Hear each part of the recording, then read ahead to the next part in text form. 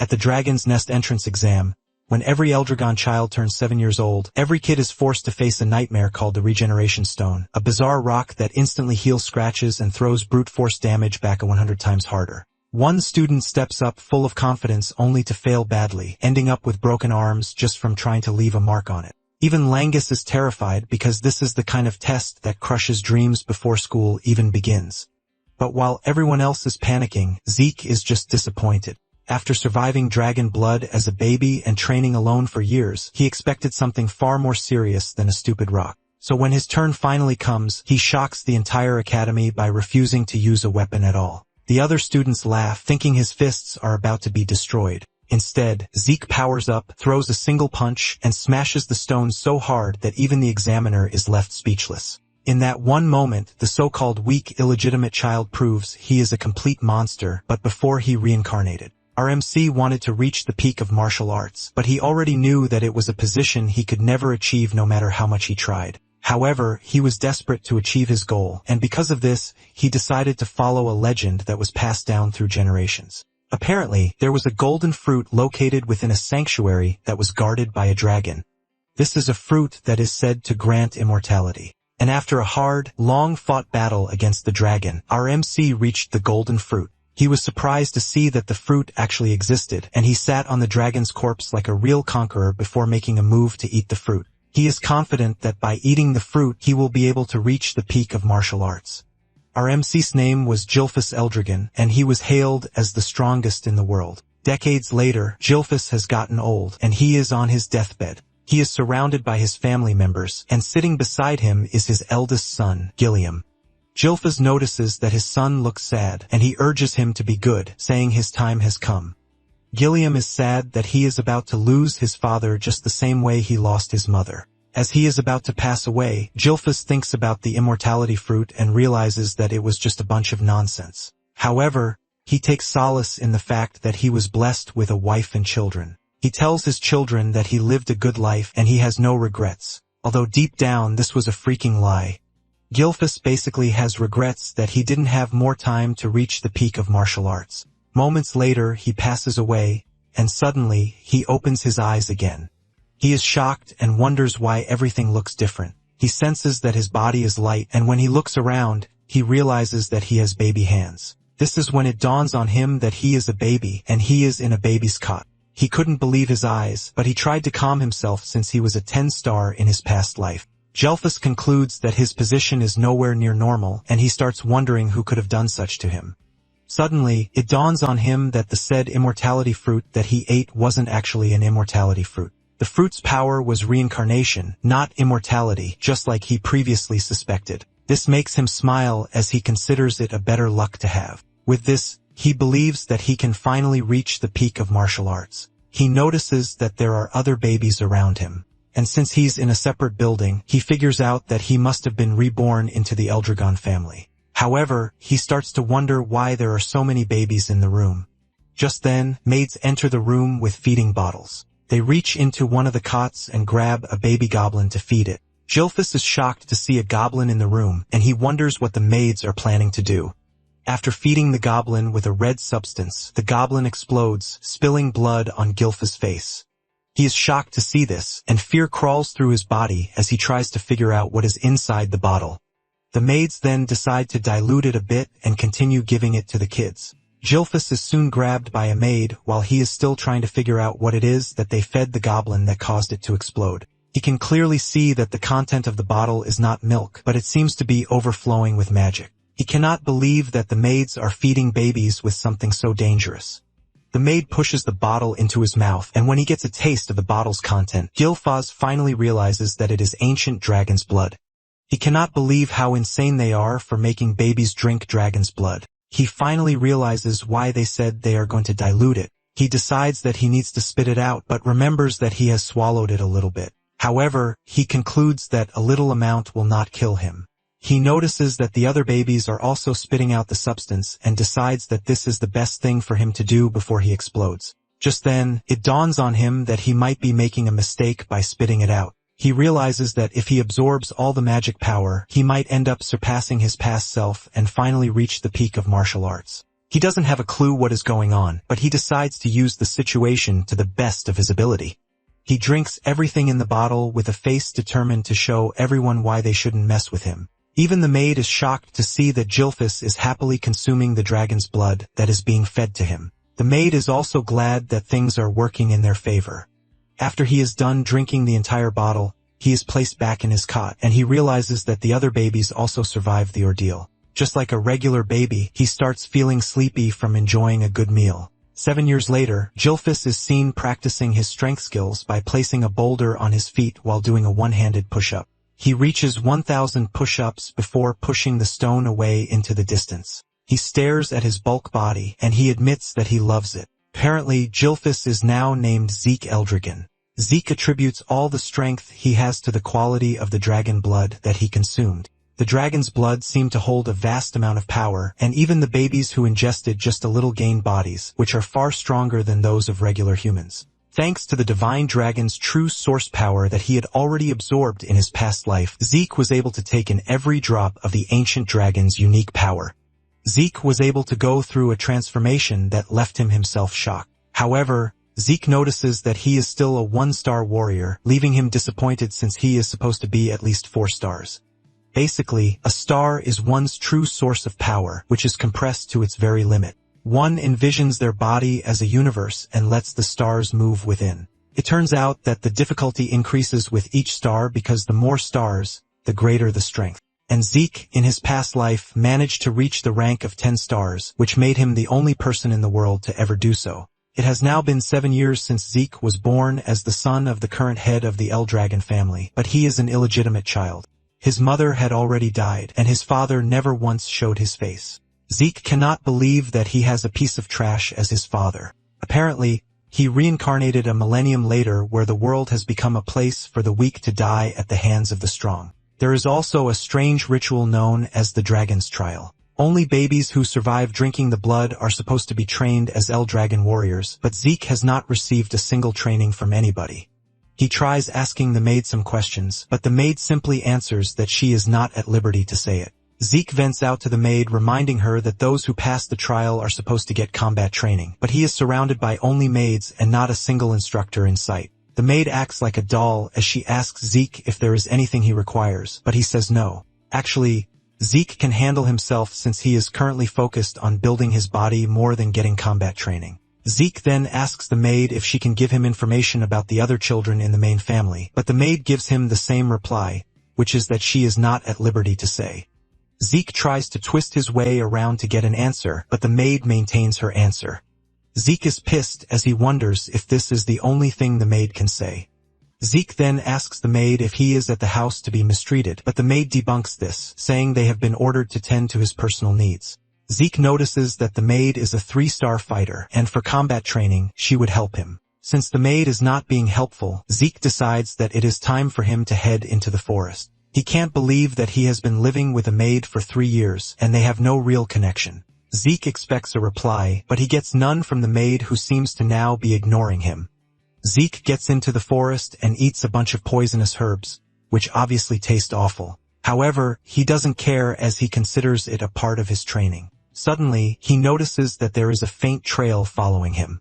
He wonders why someone would be trailing him and would not show up to say something. He ignores whoever it might be and focuses on what is coming in front of him. Suddenly, he notices an angry boar in front of him. It dawns on him that the black mist coming from the person trailing him didn't exist in his past life, leaving him to wonder what it is exactly. Nonetheless, Zeke shows himself to the boar, and just as the name implies, it charges towards Zeke. Zeke grins when he realizes that he has the boar's attention. Zeke takes the perfect stance to easily dodge the boar, and once the boar is right in the open, Zeke lands a punch to its gut. This leaves a terrifying impact that smashes the boar's insides and one-shots it. Zeke is impressed that just a light tap from him is a 1-star was able to take the boar out. Zeke then concludes that the quality of the star is what matters, not the quantity. Zeke grabs the boar and puts it on his shoulder as he heads back home. Zeke talks about how he is already tired of staying alone, and he thinks of going on an adventure. However, he realizes that the sea will be the only place he can go even if he wants to go anywhere. Meanwhile, the strange dude who was trailing Zeke is shocked that he was able to take out a boar with just a single punch without ever receiving an ounce of combat training. In addition to this, he can't believe that Zeke actually noticed that he was hiding. He basically concludes that Zeke is not a normal kid. Since his mother died very young and his father had no interest in him, he concludes that there is no way Zeke could have received a proper education. However, he isn't allowed to run away since he is the child of the family head, and because of this, he has been kept under surveillance. The strange dude realizes that things are getting very interesting at every turn. Zeke returns home and notices that there are visitors at the house. He can sense the strength of these visitors, and he wonders what it is that they want from him. He walks to the door to eavesdrop on their conversation, and from what he can sense, there is no killing intent from them. He then finally opens the door to see some men in the room, and he asks them why they have come. He notices that the men have the Eldragon emblem on their clothes. This gets him even more curious, and he wonders what the men want from him. Just then, the men tell him that they have come to take him because he needs to undergo an examination. Zeke almost loses his mind when he hears this since no one told him about any freaking examination. Soon afterward, Zeke is taken to the main house. He never expected that he would come back after 1,000 years since he had been away from there. Zeke is dressed in a school uniform by the men who came to the house. It turns out that he was brought to the main house not for luxury, but to attend the academy known as Dragon's Nest. This was an academy that was established by the Eldragon family, and everyone born in the family aims to enroll in the academy. Apparently, they all receive education when they turn 7 years old, and today was the entrance examination. But Zeke didn't receive any education in the first place. However, Zeke has no choice but to take the exam since it is mandatory, which is why he was brought all the way from where he is staying in the woods. Zeke is frustrated by everything, and this causes him to bow his head in pain. While the other students walk past him, one of them with blue hair, Langus, approaches him. Langus is from the old Scale village, and he asks Zeke if he is fine or if he is in some sort of trouble.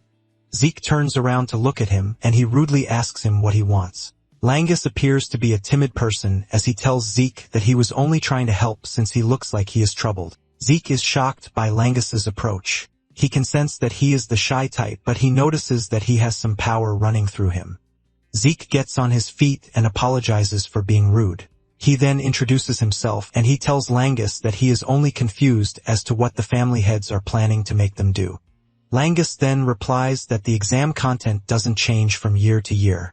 However, Zeke clears the air, telling Langus that he actually does not know what the exam is all about. Langus is shocked when he realizes that the dude in front of him truly has zero knowledge of what he is saying. Langus wonders if Zeke will be fine since he has no idea what he wants to face during the examination. Langus then decides to take the pain to explain to Zeke. Just as he is about to start explaining, a group of bullies appears from behind calling Langus a runt. Even Zeke is shocked to hear someone calling Langus a runt. The bully group turns out to be led by a dude, Retin, and he is also from Old Scale Village. Retin makes fun of Langus, asking him why a runt like him is coming for the examination when he can go home and just play around. Langus still fails to catch the diss as he replies that he has come for the examination, but this only causes Retin to scream at him. Retin tells Langus that he is a piece of trash and that there is no way someone like him will ever get into the academy. Retin continues having a laugh at Zeke as he reminds him that his father is a mock dragon. Zeke notices that Langus is pissed as he can see that he has clenched his fist. Apparently, the Eldragon family has a hierarchy, which is established by an absolute monarch. The rookies are known as lesser dragons, the common soldiers are known as young dragons, and the captain class are the adult dragons. Sitting at the top are the elders or executive class, and they are known as the elder dragons. However, there is a level at the bottom which is reserved for trash, and they are called the mock dragons. The mock dragons are those who failed to enter the dragon's nest or those who could not graduate from the academy. They are basically referred to as fakes, but Langus wants to prove that people like him are not fakes. Zeke then decides to join the conversation, and he asks Retin how he knows that Langus is trash when he hasn't even undergone examination. Retin is shocked by Zeke's interference, and he asks him who he is and if he has a problem with him. Zeke replies that he is cool, but he just wants to know why Retin thinks it is impossible for Lang to enter the academy. Retin then replies that people like Lang are weaklings. Zeke is shocked to hear this, and he simply tells Retin that Langus is stronger than him and his gang of trash. This pisses Retin off as he asks Zeke if he is implying that they are beneath someone like Langus. Before the entire thing can blow up, an examiner shows up to tell the students that the entrance examination is about to begin. He tells the applicants that they are required to pick a number tag after registering. Retten stares at Zeke with so much disgust, promising that he is going to remember his face. Zeke is surprised that Retten is already pissed, and he wonders why the current youth are short-tempered. Langus is surprised to hear Zeke say this since they are all of the same age. Langus then adds that anyone would get mad if they were called weak. Zeke then asks if the exam is mandatory, but Langus mentions that he is free to withdraw if he thinks he lacks the ability to participate in it. This comes as a surprise to Zeke, but this further proves to Langus that Zeke knows nothing. Langus then advises Zeke to withdraw since he might get hurt during the examination. Zeke lets Langus know that he has no intention of withdrawing. Langus is surprised to see how confident Zeke is even though he has no idea what the exam is all about. Zeke then suggests that they get a move on before the exam begins. Momentarily, all of the applicants are gathered. The examiner stands in front to tell them the details of the exam. He lets them know that all they need to do is leave a scratch on the rock in front of them to pass the examination. However, no weapons aside from the ones provided by the examiners are allowed. To make it interesting, they are allowed to use their bare hands as long as they can make a scratch on the rock. The examiner then reveals that they all have 3 attempts each, but Zeke doesn't see this as a particularly difficult examination. Langus is horrified to hear this, and Zeke wonders what the surprise is since all they need to do is get a scratch on the rock. Zeke was already expecting some crazy examination because of the trial that they put them through by having them drink dragon blood, but with what he is seeing, Zeke is highly disappointed. The examiner then orders the examination to begin. The first applicant walks up to the rock and slashes it with all his might, but this shatters his sword and leaves a loud bang that almost deafens those who are present. Even with all the strength that he put into it, he was unable to leave a scratch on the rock. The boy crashes to the ground in pain, and the examiners ask him if he is willing to use his remaining 2 attempts, but he is in so much pain that he can't. They declare this a forfeiture, and he is taken away.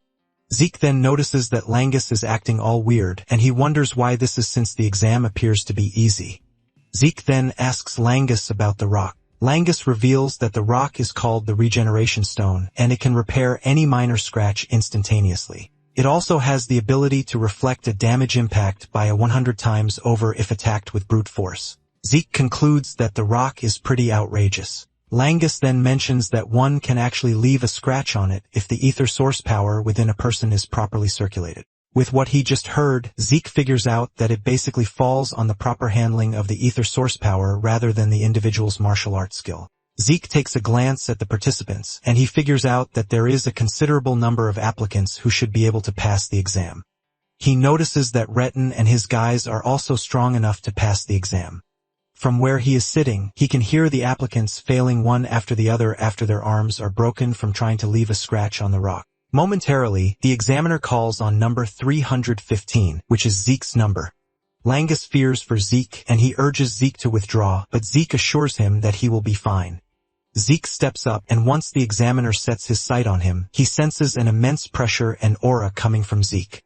Zeke is asked for a choice of weapon, and Zeke replies that there is no need for one as he plans to use his bare hands. The examiner asks him again if he really doesn't want to use a weapon, and he says yes, assuring the man that his fists are enough to do the job. When the other students hear this, they start making fun of him, saying there is no way he is going to be able to get a scratch on the rock with just his fists.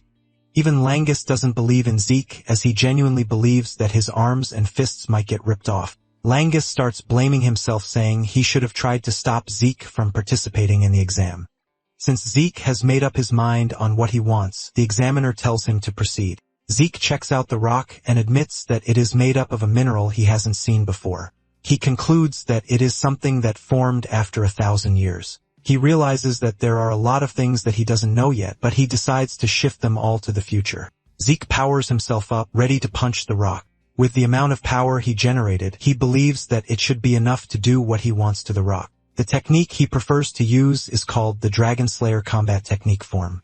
A bright yellow aura forms around his body and arm as he smashes his arm into the rock. This shatters the top of the rock at impact, leaving a loud noise and a cloud of dust. Everyone is surprised, but while everyone is closing their eyes, the examiner's eyes remain open, acting like a big deal. Zeke heaves a sigh of relief but notices that the technique is a bit advanced for him at his age. He checks out his arm to see that it is bleeding, and his uniform is also ripped. Instead of praising himself for breaking the rock, Zeke concludes that his training isn't enough. The other students are left to wonder how he did it. On the other hand, Retin is just mad that Zeke was able to smash the rock. Langus is left picking his jaw from the ground since Zeke is the last person he expects to pass the exam. Even the examiner considers what he just watched an impossibility because only someone who is a 4-star rank or higher should have been able to shatter the regeneration stone. Since Zeke is an illegitimate child, the examiner wonders if he somehow inherited the powers of the house. The examiner also figures out that he has seen the move that Zeke used somewhere else. Zeke then walks up to the examiner asking him how he fared in the examination.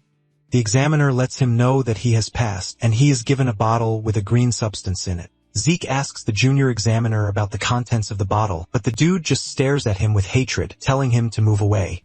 Zeke just assumes that the bottle is a reward for passing the test. Zeke returns to his newly found friend, and Langus praises him for how amazing he was.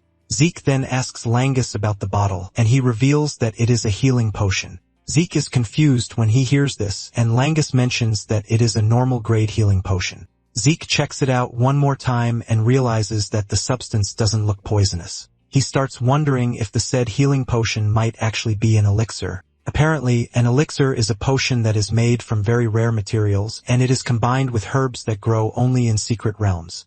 In addition to this, pure elixir cores from divine and phantom beasts are added. Drinking the elixir basically heals old and recent wounds instantly while also boosting one's ether. However, refining the elixir is very difficult since its ingredients are very difficult to find. This is why it rarely appears on the market. Zeke then consumes the healing potion, and just as expected, his torn arms heal back up. Zeke is blown away and realizes that the healing potion is really an elixir. Lengus then says he has no idea what an elixir is, but the Eldragon healing potions are much better than the ones obtained from stores. Langus considers this a normal thing, while Zeke is entirely blown away since all of his injuries healed instantly. However, he notices that there is no ether surge like when he takes an elixir. Langus then tells Zeke that he is quite impressive, but Zeke doesn't believe this. Zeke checks out the bottle and realizes that it is basically what human knowledge has been able to create for over a millennium. Langus then reminds Zeke that he is pretty strong, and Zeke replies that he aims to be the strongest, so he is not surprised. Retin and his gang of bullies soon step forward to take their test, and they all pass.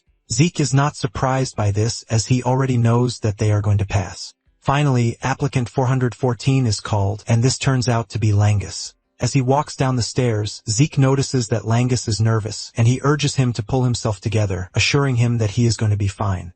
Langus basically turns around, telling Zeke to stop raising the bar so high. When Langus reaches the test site, he picks up a sword, leaving Zeke to wonder what the dude is actually doing. Langus takes a deep breath and launches his sword strike at the rock. However, he fails to leave a scratch, and he even falls down in the process. As usual, the examiner lets him know that he has 2 more trials. Langus then gets back on his feet to try again, but the result remains the same. He falls to the ground in tears, wondering if he is about to fail just like his bullies told him he would. Just as expected, Retin and the others are already laughing at him, saying the child of the half-dragon will always be half-dragon. They urge him to give up while reminding Zeke that he earlier said that someone as weak as Langus is stronger than they. The examiner then tells Langus that he has just 1 more try. They ask him if he wants to try again, and Langus starts to stutter as he falls into a state of total darkness. Just then, Zeke's voice appears from the darkness asking him what he is doing. Langus turns around in confusion, and Zeke suggests that he use a spear instead of a sword. Langus is still confused by this, and Zeke says he means what he said. Zeke berates Langus for using a weapon that doesn't suit him. Zeke assures him that no matter how many times he tries, he won't be able to make a dent in the rock using a sword. Retin and his friends start laughing at Zeke again, saying Langus was taught to use a sword from when he was a kid, and he never took spear lessons. At the same time, they believe that Langus will still remain his pathetic self even if he switches weapons. Zeke then asks the examiner if they are allowed to change weapons mid-test. The examiner assures Zeke that there is no problem in doing this. Zeke smiles at Langus, telling him that he is free to go ahead and use a spear. Zeke stands as a proper motivational speaker, asking Langus if he is ready to leave like a loser, but Langus says no. Langus then gets back on his feet as he tells Zeke that he will take his suggestion and try using a spear. Apparently, Langus' father wasn't allowed to enter the dragon's nest, and he was always at the receiving end of mockery. Even with all of these, he never gave up, and he still made sure to raise his son well. Because of everything his father did for him, Langus is willing to prove that he is not fake. He remembers Zeke saying he will always meet the same result no matter how many times he uses a sword. He hasn't known Zeke for long, but he is choosing to believe in him. However, he doesn't know how he is supposed to use the spear, and Zeke just tells him to thrust it straight. He urges him not to think hard about it and just do it. Langus knows it is impossible for a first-time spear wielder to just hit the regeneration stone and damage, but he will never be sure if he doesn't try it. Even though he just met Zeke, he is choosing to trust him. Since Zeke believes in him, he also wants to do the same. Langus takes his stance, and he notices that the ether source energy flowing through his body is actually different from when he was holding a sword. Langus rushes toward the stone and hits it, leaving a massive shockwave. Retin and his gang of bullies start laughing, saying there was no difference even though Langus changed weapons. However, on a closer look, they realize that Langus was able to do it. They are shocked when they see this, and even the examiner cannot believe that Langus actually pierced the stone with the spear. Zeke is proud of Langus, and he claps for him. Langus cannot believe his eyes when the examiner records in his book that he has passed the test. Langus is forced to ask again to confirm, but Zeke hugs him from behind, assuring him that he actually did it. With tears in his eyes and happiness, he hugs Zeke. Retina and his boys don't want to believe that Langus actually passed the test, and they all believe that it is a stroke of luck. The examiner then screams at the top of his voice, telling the applicants that the exam is over and what is next is the entrance ceremony. When Zeke hears this, he is surprised. He can't believe that scratching the rock is the only test that they are going to require of them. Langus then tells Zeke that there might actually be another exam after they enter the academy. Zeke then asks Langus what they are supposed to do since they have passed the test already, and Langus reveals that the heads of the Eldragon family will show up to give the participants their congratulatory words. Just then, a bunch of aura farming men appear in the distance, walking toward the students. Among them is a dude who catches Zeke's attention, and he asks Langus who the gloomy dude is. Langus cannot believe that Zeke just trash-talked the family head. Zeke doesn't hold back as he calls the family head an ugly dude. But before he can say anything further, Langus covers his mouth with his hand. Langus begs Zeke to be quiet and not say anything. And even though it is hard, Zeke decides to keep quiet. Zeke stares at the men who are considered to be the Eldragon's forces. He is impressed because there are a couple of decent dudes since they are mostly 6 stars. However, the head of the family, Balza Eldragon, is an 8-star warrior, which makes him a big deal.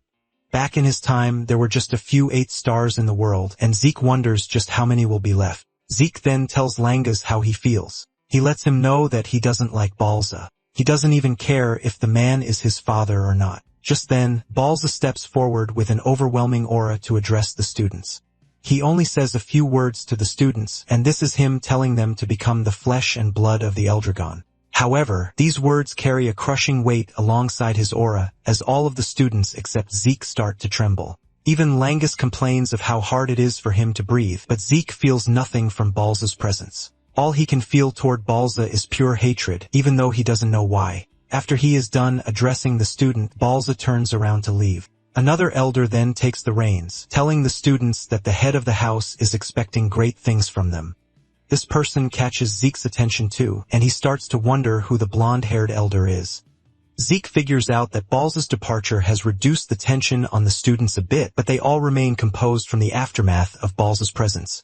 The examiner then steps forward to reveal that they are going to announce the dormitory assignments. Zeke is shocked to hear this, as he thought they would all be going to the same place. Langus then decides to explain to him since he knows nothing. He tells him that the academy has 4 dorms. The students are assigned to one of the 4 dorms, which are the East, West, North, and South dorms. Momentarily, Zeke hears his name, and he stands up to leave. He tells his new friend to take care of himself, and the two exchange pleasantries before he leaves. Zeke has been assigned to the Academy's East dorm, and he is surprised to see how much things have changed in over 1,000 years. He follows the directions written in the note in his hand to navigate his way to his room. He is worried that his roommate will be mad that he is coming in late, and this all happened because he got lost. He finally makes it to the door, and with all enthusiasm, he opens the door to announce his arrival and greet his new roommate. However, the enthusiasm and excitement die off when he sees who his roommate is. Zeke cannot believe that his roommate is none other than Langus. And when he sees the boy, just assumes that he has an unexplainable connection with him. Langus smiles while agreeing with him and also mentioning the fact that he was already feeling lonely. Zeke then asks Langus if there is no plan for the day, and he says there is none. Since their training session will start the next day, they have been instructed to rest. Zeke has no idea of this since he was not paying attention during the entire orientation session. He looks bright while admitting this, but Langus doesn't think it's something that he should be proud of. Langus decides to move past the entire scolding session and suggests that they get some sleep since they will be training the next day. Apparently, Zeke was initially planning to ditch the school and just go on an adventure, but the new things that he saw since he arrived at the school interested him. He has decided to stick with the house just a little bit if this will help him to learn more about the world after a millennium. A month later, the kids are undergoing intensive training under their tutor. They are being taught how to master the dragon's breath, which was made by the 15th head of House Eldragon.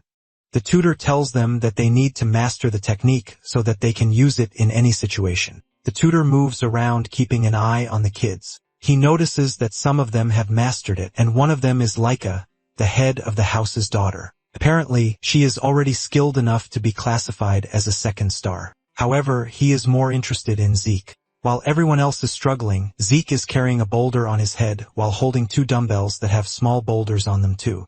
The tutor starts to draw closer to the fact that Zeke inherited the head's power. However, he wonders how he is able to master everything since he had no teacher who could have put him through. The teacher can only wonder but couldn't come to a conclusion. On the other hand, Zeke is thinking about how the breathing technique, the Dragon King's breath that he invented, has been modified and passed down as dragon's breath. Apparently, breathing techniques are ways to draw ether from the air into one's body and pass it around, which ultimately helps to enhance the ether. However, the optimal level depends on the user's skill and creativity. This is the reason each noble house refines its own style and keeps the finished technique secure. Zeke admits that the technique is safe and easy to learn, but he believes that it is utterly useless if he can only use it when he is standing still. Basically, his original technique allows him to use ether while moving around. The effects of the technique are huge, but only a few inherited it because of how difficult it is. Zeke simplified it back then so that anyone could use it in order to make the clan stronger, but he never thought it would evolve and be around for 1,000 more years. Zeke is impressed by this, and he believes that there might have been other martial arts techniques that have changed over time too. After the training session, the kids head to the dining hall to eat. While everyone is struggling to eat due to tiredness, Zeke is munching on his food without a care in the world. He notices that Langus is looking drained, and he urges him to eat his food because he won't be able to move optimally if he runs out of energy. Langus is forced to ask Zeke how he is so full of energy when everyone else is drained. Zeke disses Langus, telling him that he is just a weakling. He urges him to eat more and train harder. While lecturing Langus, Zeke notices that some of the kids who are well-trained are actually eating their food. Just then, Zeke is approached by Laika, and because Zeke doesn't know her, he straight up asks her who she is. Langus almost chokes on his food when he hears this, and he quickly moves to Zeke to whisper in his ear. He tells him that Laika is the head's daughter, but Zeke innocently tells Lang that he had no idea. Lang is almost dying from pressure as he tells Zeke that they are not even supposed to be talking to Laika. Zeke just stares at him like a fool while telling him that he is also the head son even though he is an illegitimate child. Langus and Laika are both shocked when they hear this, and Laika asks him if he is telling the truth. Zeke calmly replies that he has no reason to lie. Laika then asks him how he was able to get strong enough to smash a regeneration stone with his bare hands. Laika is genuinely interested, but Zeke just replies that he was able to do it because he is just a cool dude. Zeke notices that Langus is totally out of his zone, and he calls him back out of it, telling him to eat his food. Laika then moves closer to Zeke, asking him if he would like to join her. Zeke is confused by what she means, and Laika says it plainly, urging Zeke to become her subordinate. Laika tells Zeke that she is going to become his backer since he is an illegitimate child, and he would obviously want allies. Laika wants Zeke to assist her in becoming the next head using his power, and she promises to reward him generously when she becomes head of the family. She sweet-talks this, but Zeke calmly tells her that he is not interested in the offer. When Laika hears this, she assumes that Zeke is also aiming to become the head of the family, which is why he is rejecting the proposal. While she is busy spewing her trash, Zeke is observing her, and he sees that she is already on the verge of becoming 2 stars, and he considers it something impressive for her age. Zeke finally opens his mouth to tell the girl that she is free to do whatever she likes because he is not interested in anything that concerns the family. Laika is shocked to hear this, and she gets more persistent as she asks Zeke what he really wants. Zeke is pissed off, and he angrily stabs the table with his table knife while unleashing a scary amount of pressure from his body tell Laika that he has no interest in serving anyone. Zeke says he wants to be alone because he is obviously the strongest. Laika can feel the pressure from Zeke, leaving her utterly shocked. She cannot believe that Zeke's aura is actually scaring her. Zeke continues munching on his food, while Langus tries to calm the situation. Laika then loses it and she challenges Zeke to a duel. Zeke is surprised by this, but he is not one to shy away from a challenge. In no time, the news about the duel spread among the students that Laika is having a duel at the training grounds. The students rush over to watch the duel, and while Langus is freaking out, Zeke is acting very casual. Langus tries to remind Zeke that he is about to fight Laika, but Zeke simply replies that he has no idea who she is. Zeke then notices that Laika is also acting formally, and he asks him why this is. Well, genius, this is because you are the head son, Laika says. Zeke then asks Laika what it is that he wants from him. Zeke tries to explain the situation to him. He says Laika is Balz's daughter, and she also has Typhona blood, which is basically one of the 4 great houses backing Eldragon. Langus says Laika is a genius because she was able to master every form of swordsmanship that comes from House Typhona. Zeke just stands there casually while telling Langus that the only thing he is aware of is the fact that she is Balz's daughter. Zeke starts laughing, saying that not knowing actually adds more juice to the entire thing. He considers it an exciting turn of events, while Lang scolds him that there is no way he is going to win against Laika. Lang asks him why he accepted the challenge in the first place, and Zeke says it is obvious that he is expected to accept if he is challenged to a duel. In addition to this, Zeke stares at Laika, and he concludes that she looks readier for the duel. Laika then screams at Zeke to stop chattering while staring at him with her sword pushed into the ground like a proper warrior and asks Zeke if he is ready to be taught some really good manners. Since the two are ready to fight, Lang leaves the arena for them. Lang urges Zeke to be careful as he runs away. Now that they are alone, Zeke asks Laika why she is so hell-bent on fighting him. Laika replies that she is aiming to be the next head of the house and to claim the said seat. She wants to defeat Zeke and make him serve her. Zeke is shocked when he hears this, and he starts wondering what it is everything has to do with him. Laika is surprised that Zeke is acting all nonchalant, and she asks him if he doesn't know the truth about his family because he is an illegitimate child. Zeke is about to tell Laika that he knows when she cuts him off. Laika explains that including Zeke, there are 5 heirs competing to be the next head. Zeke is the only one who doesn't carry blood from one of the 4 great houses of Eldragon. The key point is that whichever house produces the head, which means they are all striving to be the best in the academy. And to stand against her brothers, Laika says she needs more allies. The whole explanation leaves Zeke totally confused, but he manages to grasp the point of it. Laika lets him know that she is fighting to secure her place, and without wasting any more time, she lunges towards Zeke. She is determined to defeat Zeke, and with her sword, she tries to land a hit on Zeke, but he suddenly steps back. Zeke dodges the strike, but the sword strike leaves the ground shattered. Laika is not ready to give up as she stands up again to attack Zeke. She swings her sword frantically and with great power, leaving the spectators totally amazed. They commend Laika for being so great with the sword even if it is just a training sword. As if she can hear the spectators cheering for her, she increases the intensity of attacking Zeke. However, Zeke simply leaps around the arena, dodging her every strike. The spectators, on the other hand, are blown away by how powerful Laika is since she is the child of the family head. They are confident that Laika will finish the match in time. Unknown to them, Laika is already getting frustrated because all Zeke does is jump around to dodge her strikes. Zeke puts little to no effort into dodging Laika's attacks, forcing her to question her inability to land a hit. Zeke commends Laika for actually being fast, and the kind of technique she is using also appears to be great. Zeke even adds that she is performing better than regular 1-star warriors. Laika gets mad and screams at Zeke, telling him to fight instead of just talking. Since this is what Laika wants, Zeke decides to give her a taste of his strength. Zeke easily dodges her strike before punching her in the chest. The punch sends a destructive wave through her body, causing her to cough up blood. Laika falls to her knees in pain, leaving the other students shocked. In pain, Laika looks up and asks Zeke why she can't land a hit on him when she is supposed to be much better than him.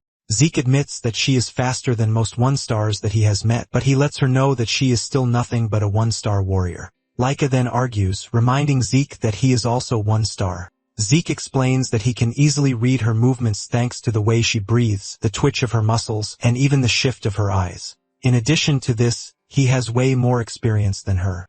Zeke explains this in such an arrogant way that it forces Laika to get back on her feet. She dashes towards Zeke again with her sword in hand, ready to tear his head off. But even with the surprise attack, Zeke still dodges by acrobatically leaping backwards. This leaves Laika clearly open to Zeke's attack, and Zeke punishes her by punching her straight into the far wall. She hits the wall and leaves a huge cloud of dust covering the area. The spectators are left shocked when they see this, as they wonder if Laika actually lost. Langus is excited when he sees this, and he rushes back into the arena, telling Zeke how incredible he is. However, Zeke tells Langus that the fight is not yet over. Zeke is impressed that Laika is actually able to withstand his blow. When the dust clears, Laika is seen struggling to get off her knees with a battered body, but she is not ready to give up. Langus tries telling her to stop because she might end up worse. Zeke then tells Langus to step back because things are about to get more serious. And if he gets injured, he is not going to be responsible for it. Zeke had suspected it, and now he confirms that Laika has reached 2 stars. Laika gets on her feet, and a blaring aura swirls around her. The spectators immediately figure out that Laika has reached 2 stars. The 2-star realm is one where the wielder can project true source power outside the body for martial arts. The projection is basically what is known as aura. Laika appears stronger, and she thanks Zeke for pushing her to be able to reach 2 stars. Enraged, she dashes towards Zeke, ready to strike him down. Her sword follows a golden trail of aura, and Zeke admits that she has gotten stronger and faster. Zeke continues to toy with her until he misjudges her strength, and he ends up getting cut on the face. Laika notices that he is left in awe, and she uses that to boast about the strength of a 2-star. She assures Zeke that he's about to face the true Thunder Spirit Greatsword arts. Zeke, on the other hand, is excited because he will finally get to witness something he hasn't seen in the past. He is absolutely hyped to see what Laika has in store for him. Laika then activates her Thunderlight Flash technique that hits Zeke before he could even move, leaving him totally shocked and with questions of how Laika is able to wield lightning. Zeke admits that Laika is quite insane, but Laika doesn't see any form of regret coming from him because he is smiling. Laika angrily activates another technique, striking Zeke, leaving him to come to the conclusion that whatever Laika is doing is just too much for him. He knows that his body can't take what Laika is doing to him just yet. And while he is still trying to gather information on his current status, the spectators are all amazed. They never expected someone who is a 1-star warrior to stand toe-to-toe with Laika. Zeke figures out that Laika's movements haven't changed much, but her upgrade to 2 stars has given her a sudden explosive power. Zeke is forced to admit that Laika is doing pretty great, in addition to the fact that being covered in lightning the way she is doing it was basically impossible 1,000 years ago. With the way she is moving around, Zeke figures out that he could land a counterattack, but he is curious to see her full power, so he is ready to take the hits till then. Laika is pissed that Zeke still has the effrontery to be smiling even when he is in such a bad situation. She concludes that Zeke is brimming with confidence and decides that she is going to take that confidence away from him. She dashes toward him with an even deadlier and faster technique that Zeke couldn't dodge. Zeke watches as the attack hits him, and he is thrown into the wall, leaving a loud explosion that gets everyone watching worried about his well-being. The dust clears off, and Zeke is still on his feet with a smile on his face. This pisses her off again, and she strikes him with another lightning bolt attack to get him on his knees. Langus comes running over, telling Laika to stop the attack, but Laika refuses, replying that Zeke is on his feet. Laika claims that she can't stop because that would only crush his pride. Laika promises to go easy on Zeke if he surrenders and swears loyalty to her. However, Zeke remains mute, and Laika can clearly see that even though he is not a legitimate child, his pride as an Eldragon remains in him. Since he is acting all pompous, Laika decides that she is going to use everything she has to finish off the fight. She activates the Thunder Spirit Great Sword Arts, the Heavenly Thunder, and she strikes him with it. Zeke cannot move from where he is, and he has dealt the entire force of the strike. His body is hit with so much lightning that he screams out in pain. Once the attack is over, Zeke crashes to the shattered ground, unresponsive. Laika finally pushes her sword into the ground, believing that the match is over. To her greatest surprise, she hears Zeke's voice behind her, saying he finally understands how things work. Laika turns back, and to add to the surprise, Zeke's body is now sparkling, pointing out the fact that he can now use electricity. This shocks her and also leaves her asking why Zeke can use electricity. Zeke is also shocked because he didn't know that this is what they call electricity. He walks toward Laika with pride, telling her that he actually has no idea how he is able to do it. However, he was intentionally leaving himself to get hit so he could study Laika's power. And before he knew it, he could use it already. Even with his explanation, Laika is still ultimately confused because what Zeke says should be impossible. All Zeke knows is that as Laika was hitting him with her attacks, he was constantly using his Dragon King's breath, and the lightning energy ended up reacting to his King's breath. This eventually built up lightning inside him, and in no time he found himself controlling lightning. Zeke tells Laika that he might not know all the details, but he figures out that Laika has a rare body since the Great Sword Art is a family technique. Zeke decides to assume that her entire clan has the same constitution as her, and he has also learned a great lesson that source power itself can be fused with lightning. Zeke then adds that it is all thanks to Laika that he has managed to become 2 stars. With this, Zeke confidently tells her that the fight isn't over yet. Laika angrily swings her sword at him, but Zeke only smiles and activates his lightning powers. Zeke then jumps so fast that he couldn't control his body. Since his source power has been infused with lightning's properties, his entire muscles and nerves are stimulated, giving him more strength. Zeke considers it a special trait and concludes that he is going to get the hang of it in no time. Meanwhile, Lagnus can only watch from the sides as the two battle each other, and he is barely keeping up. Lagnus soon realizes that Zeke is already dodging Laika's strikes pretty effortlessly. Laika is frustrated about the whole thing, leaving her to ask Zeke if he is trying to mock her, but he says no, telling her that he actually sees her as a real threat. Laika swings her sword to a great distance just to try and catch him off guard, but he still dodges the strike, and he decides that it is time he finishes off the battle. Zeke mentions that to finish the battle, he is going to create a new technique even though it's been a long time since he's done that. Laika is confused when Zeke says this, and Zeke lets her know that it is just as she heard it. He is going to create a new technique or a special form, to put it simply. This shocks Laika, leaving her to question if Zeke was trained in secret combat arts, but she can't fathom which house it is. Zeke notices that she is completely lost in her thoughts, and he uses the opportunity to charge toward her at great speed. Zeke hits her with his newest technique, the dragon-slaying arts, Tempest of Thunder. With a powerful combination of lightning bolts, Laika falls to her knees, and Zeke smiles, saying the match is over. Laika is so damaged that she couldn't even stay on her knees, and she ends up crashing to the ground in pain.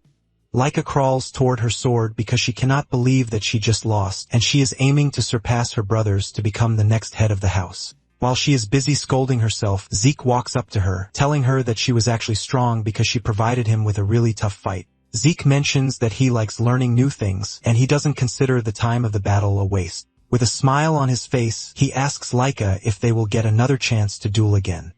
In fact, he wants them to still engage in another duel in the future. But while saying this is just staring in horror and shock. A few hours later, Laika's father, Balza, is seen in a dungeon wiping out monsters as if they were nothing.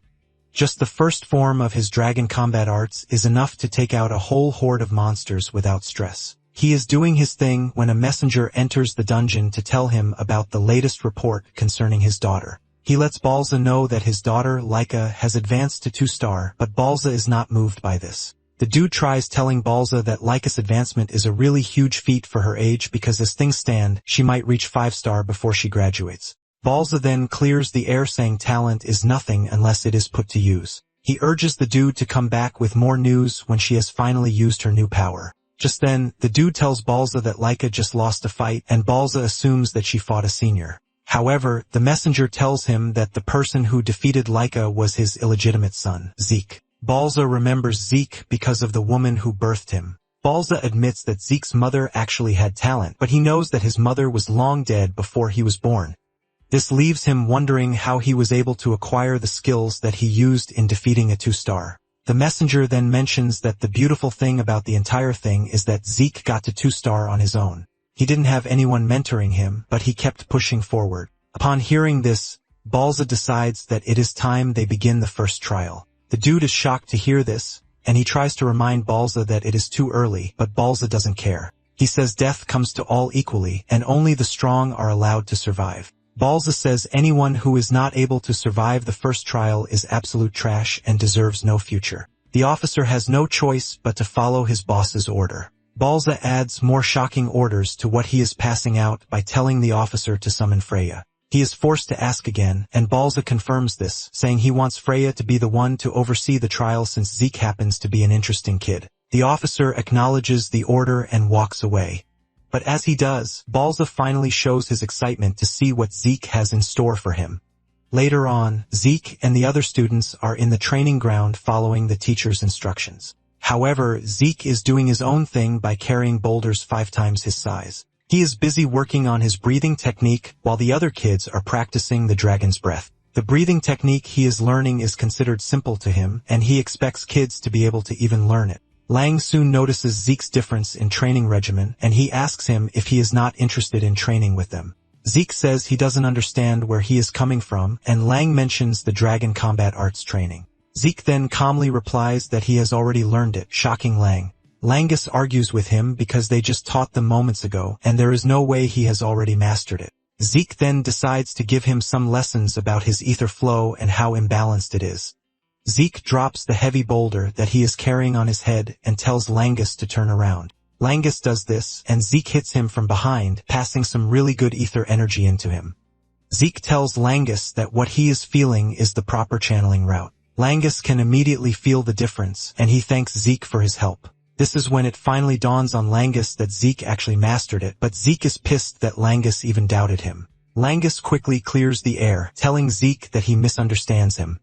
Langus mentions that he has never been taught by anyone besides his father, which is why he has always had to push himself. However, Zeke is already strong enough to defeat Laika on his own. Langus assumes that the dragon combat arts are simple and boring for Zeke, but Zeke says this is not the case. Zeke mentions that the stability is actually quite impressive. Basically, dragon combat arts was once talked down on by his sons who claimed that it was too complex and difficult. Even though it is complex, it is a combat art of overwhelming power that has several fighting forms incorporated into it. In addition, Zeke has just gotten a new form thanks to his fight with Laika.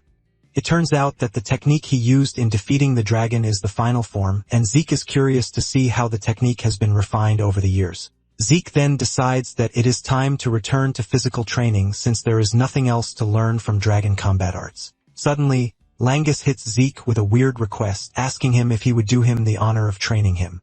Langus talks about his desire to get really strong even though it is quite tough. Surprisingly, Zeke tells him that he is up for it because he sees Langus as someone who is teachable. Langus is still celebrating his win when a familiar voice appears from behind, asking Zeke to train her too. The voice is none other than Laika, and even though she is shy about it, she cannot help but admit the fact that Zeke is impressive enough to have defeated her. Laika talks about just how good Zeke is, and she admits that her pride was shattered during their match.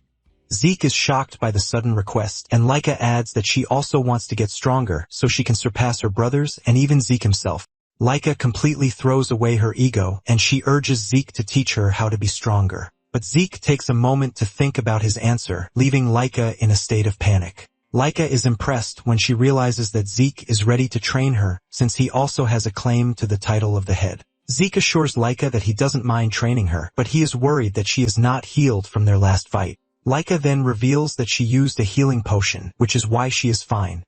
Zeke is blown away by the ridiculous things that the potion can do.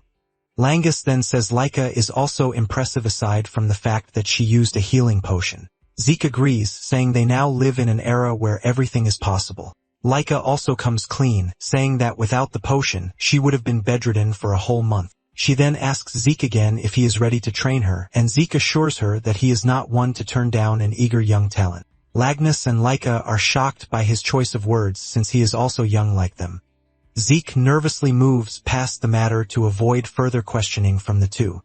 Zeke then asks Laika if she is sure about receiving training from him because he is the one who beat her up in the first place. Laika replies that she doesn't mind because she is not in a position to care about status or pride. She is ready to do whatever it takes to get stronger and claim the position of head for herself.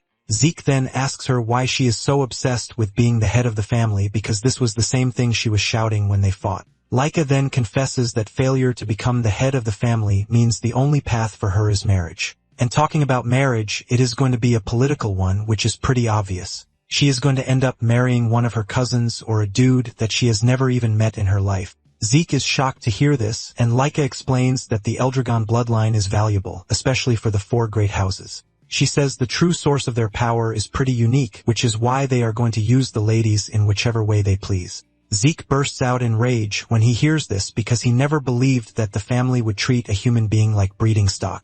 Zeke swears that he will be the one to put an end to the trash culture and tradition. Suddenly, the instructor calls the students' attention to the fact that there is a new instructor in town. He tells them that the said instructor came even though she was very busy. The redhead lady appears out of nowhere and tries to grab Laika by the ear, but her reflexes kick in and she moves backward before she can touch her.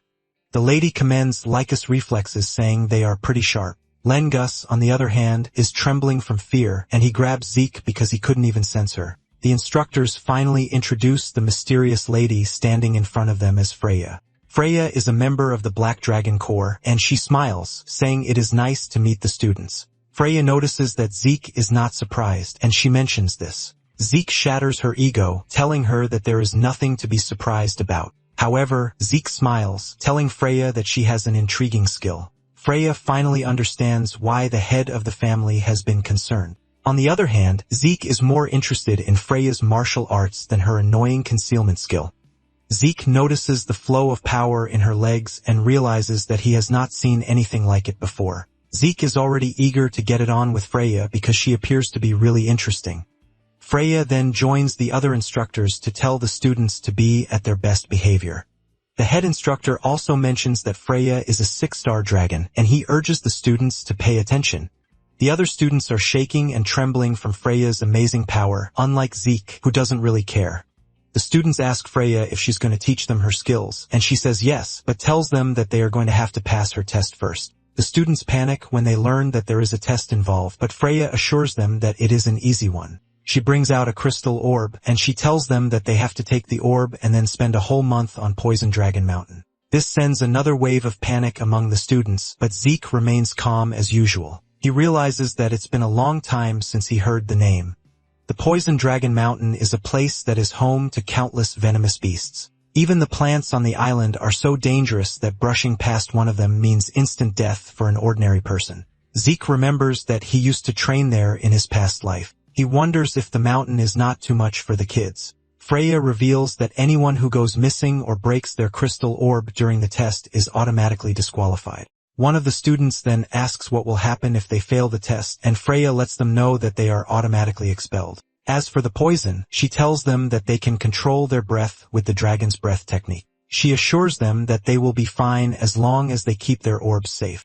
Laika protests, saying there are monsters on the mountain, and Freya coldly replies that it is up to them to kill the monsters. It is basically a game to survive for a month or die in the process. The students start to panic, but Freya urges them to calm down because they still have 5 days before the test. In the course of 5 days, they are expected to choose and learn one of House Eldragon's basic martial arts to help them survive on the mountain. She assures them that once they have a fighting style, it will be easy for them to survive. However, she lets them know that she won't be taking responsibility for whatever happens if they can't master the fighting style in 5 days. One of the students asks if Freya will step in and help them if they are in danger, but she tells them with all seriousness that they are on their own. Freya believes that the test is very easy and that they should be able to clear it without much difficulty. Zeke is shocked by everything he is hearing, leaving him to wonder if the family has really gone down the rabbit hole. Freya then calls them forward to start picking out what manual they want. Langus is confused about what to pick, and Zeke urges him to pick the spear manual. He reminds him that he used one during the entrance examination, and hearing this, Langus makes his decision.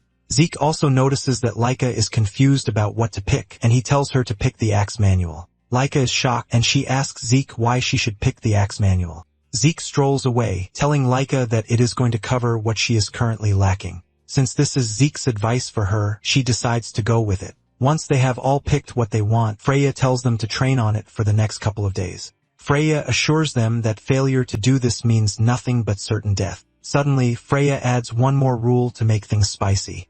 She tells them that during the test, senior students from the inner building will be trying to steal their crystal orbs. The seniors who will be joining them have just one job, and this is to steal their orbs. Freya then tries to make things make sense by saying there are more of them, so they should be fine. Lengus almost loses his sanity when he realizes that they will be fighting monsters and upperclassmen at the same time. Laika admits that she is going to struggle against the upperclassmen because they are all 2 stars or higher. Since she is going to struggle, she believes that most of the students are going to die during the test. Zeke agrees with Laika, but urges them to form pairs of 2s or trios if they can't handle the situation alone. Zeke mentions that there is no rule against teaming up against the seniors, so they should be fine. Langus then asks Zeke what he plans to do, and he reveals his intentions to go solo because this is more fun. Laika initially wants to protest against this, but suddenly remembers that Zeke is that guy, and he might actually be capable. Zeke smiles as he strolls off, suggesting that they get some food to eat. 5 days later, the students gather at the mouth of the mountain, and they all have their weapons with them. Freya is also present, and she loves the weather conditions because it is perfect for the test. Once she is done gloating, she declares the test open. As usual, Lagnus is nervous, and he wonders if it is okay to team up with Laika since he is not from a noble family. He is doubting himself when he hears another commoner like him. Celine mentioned that she is also in Laika's group. There is also another dude, Raymond, who will be joining the group, and they are all commoners. Laika then tells the trio that she doesn't care about status because she invited them due to their insane abilities. Langus is happy to be selected, and he assures Laika that he is going to do his best. The other 2 also assure her that they are going to live up to her expectations of them. As for Zeke, he maintains his stance about going solo. Zeke then commends Laika's team, saying they are a strong team. Zeke can see through their talents and realizes that she has gathered the most capable students in the class. He is impressed that she has a sharp eye for talent. Zeke assures Lagnus that he has nothing to worry about because his team is practically unstoppable. Freya is surprised to see that the students have chosen to move in groups. She commends these tactics since most of them have not even fully mastered their weapons. Once she confirms that everyone has their crystal orbs, she reminds them that their job is to survive for a month while keeping the orb.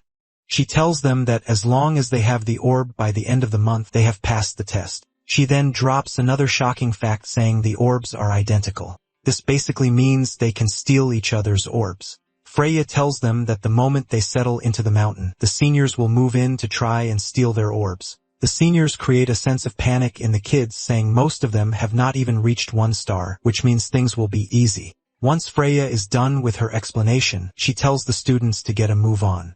As they dash into the woods, Laika turns around to tell Zeke that he must return alive, and Zeke tells her the same thing too. While everyone is rushing into the woods, Zeke stays behind, and Freya asks him if he is going or not. Zeke replies that he is not nervous like the others. Once everyone else has rushed ahead, Zeke starts strolling into the woods. After they are gone, the head instructor asks Freya if she thinks the kids will be fine because the exam appears to be too much for their current stage. The man says they are new students who know nothing but the basics, but their combat skills are seriously lacking. Freya then replies that everything will be fine. She admits that the mountain has a lot of monsters residing there, but the monsters are not strong according to her. Freya reminds the instructor that the students are sticking together, which should make things easy for them. However, there is something strange that she plans to release into the forest later on. The instructor hears this and asks her what she meant, but she quickly moves past it saying it is nothing. Freya then turns to the seniors, telling them to move out too. The seniors also rush out looking all hyped and eager to take down their juniors. Freya smiles, saying she's looking forward to just how many students are going to survive the test. Moments later, the senior finds Zeke standing alone in the forest, and they assume that he is easy prey. The seniors immediately converge on him, and one of them fires an arrow at him, but he easily catches it. Zeke laughs out loud like a maniac, telling the seniors that he has been waiting for them. Fear crawls through their bodies when they hear this because it is the last thing they expect to hear from him. They are still trying to process what is happening in front of them when Zeke dashes toward them with a big smile on his face, looking like a terrifying character straight out of a horror movie. A week later, Laika and team are battling it out against tree frogs. With their precise coordination, they are able to take down a ton of frogs, and Laika commends her team, telling them that they are doing really great. The team, on the other hand, is blown away by Laika's ruthlessness as she has been able to take down multiple frogs. Laika tells them not to be surprised because she is obviously 2 stars already, and a bunch of tree frogs are nothing to her. In addition, she is impressed that they have all gotten stronger since the test started a week ago.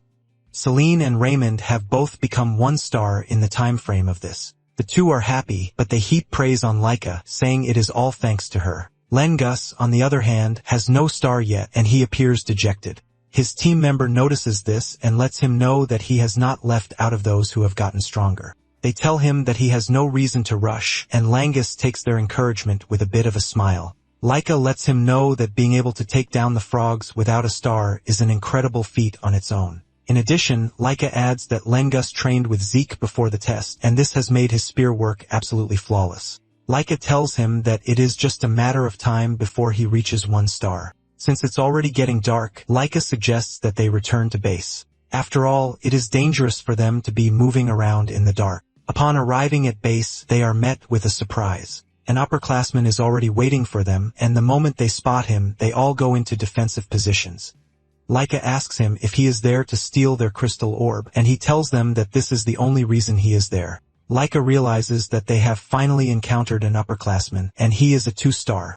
Laika suggests that he turn around and leave since he won't be able to beat all of them by himself, but lets Laika know that she is wrong with her assumption. 3 other upperclassmen who are 1 stars appear from behind surrounding the team.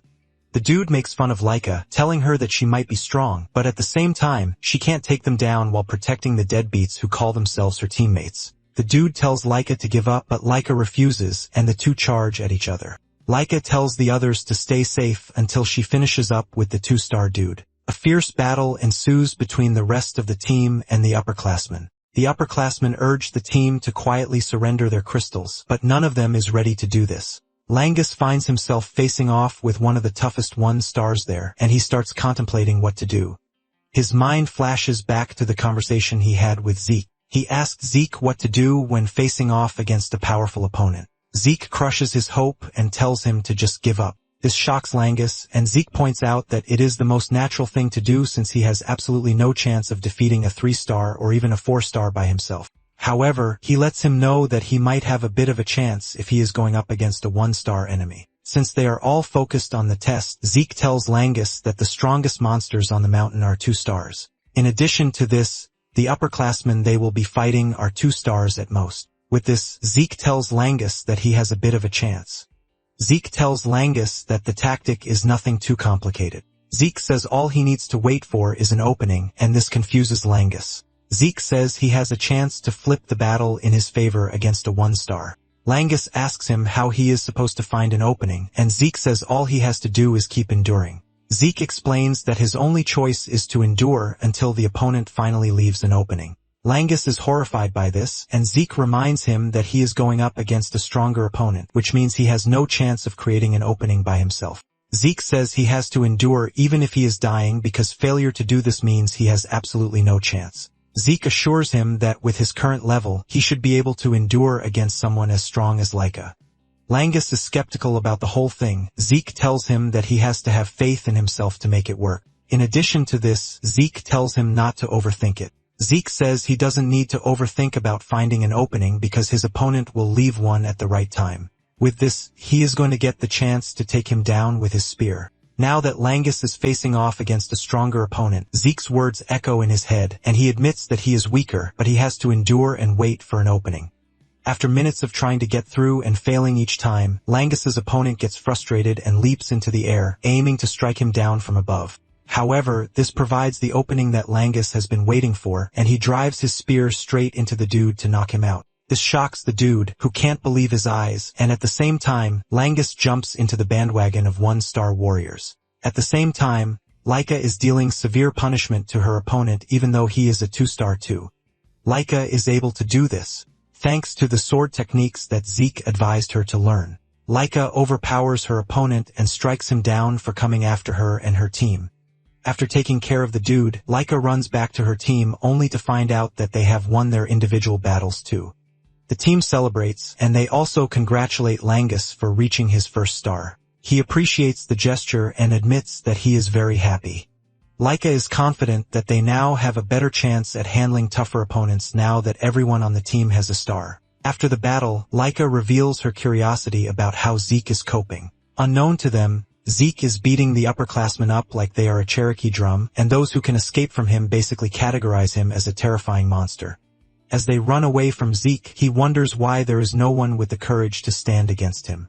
But the seniors just can't believe that a first year is hunting them down when they are supposed to be the hunters. One of them soon trips and falls, giving Zeke an easy chance to catch up to him. And with an overwhelming pressure in his voice, he tells the dude to stand up and fight. The pressure from Zeke's voice is so overwhelming and scary at the same time that it causes the dude to faint. Zeke mocks them for being so scared when they were boasting at the start of the whole thing.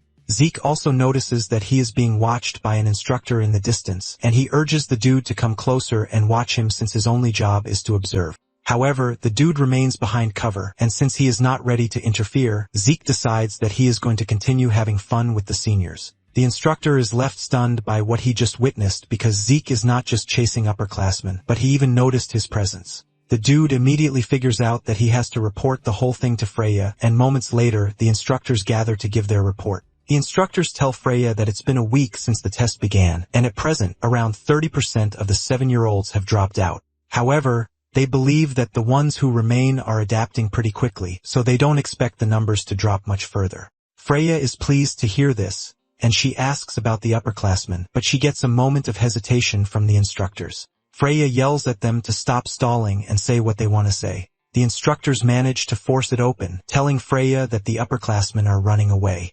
Freya is shocked by this since there shouldn't be any monsters on the mountain that should be strong enough to make upperclassmen flee. She then asks them what the upperclassmen are running from, and the instructor from earlier mentions that the seniors are running away from Zeke. Freya is surprised to hear this, and the instructor lets her know that Zeke is attacking the upperclassmen.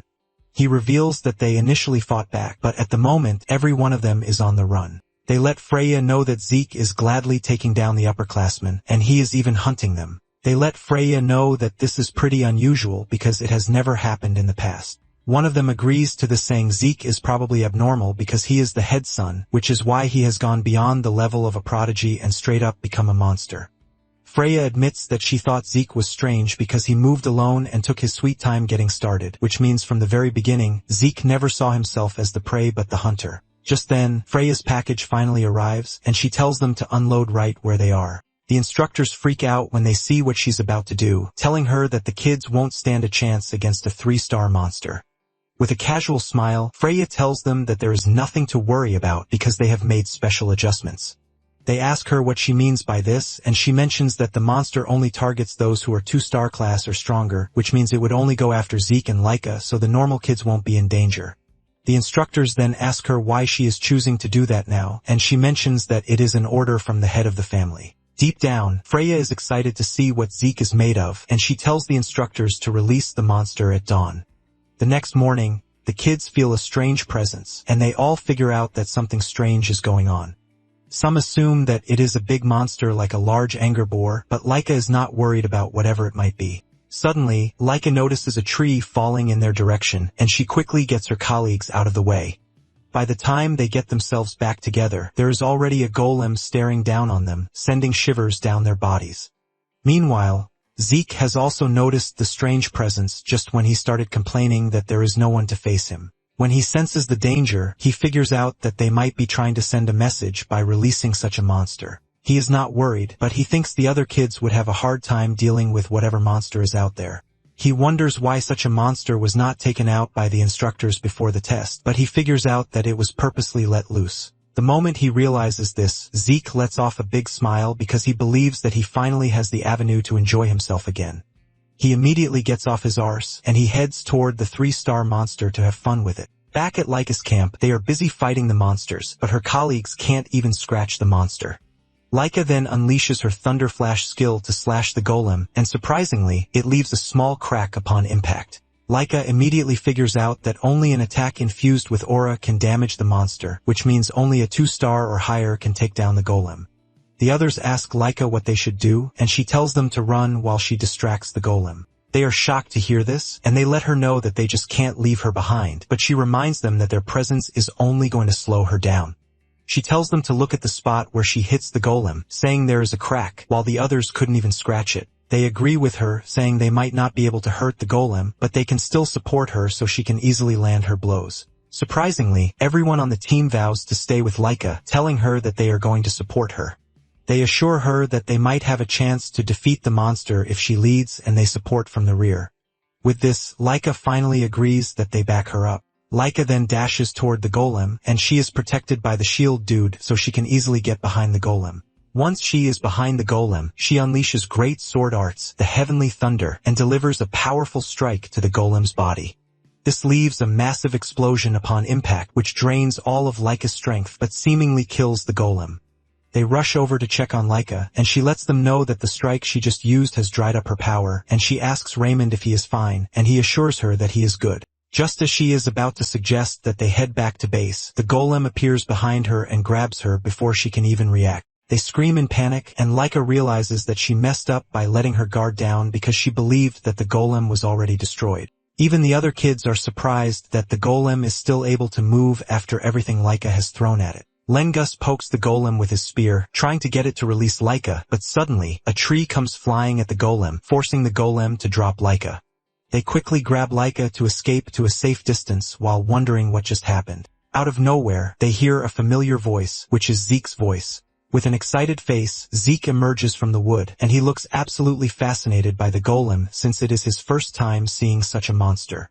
Moments earlier, Zeke had noticed Laika's lightning strike, and he realized that Laika's group was the first to get to the monster.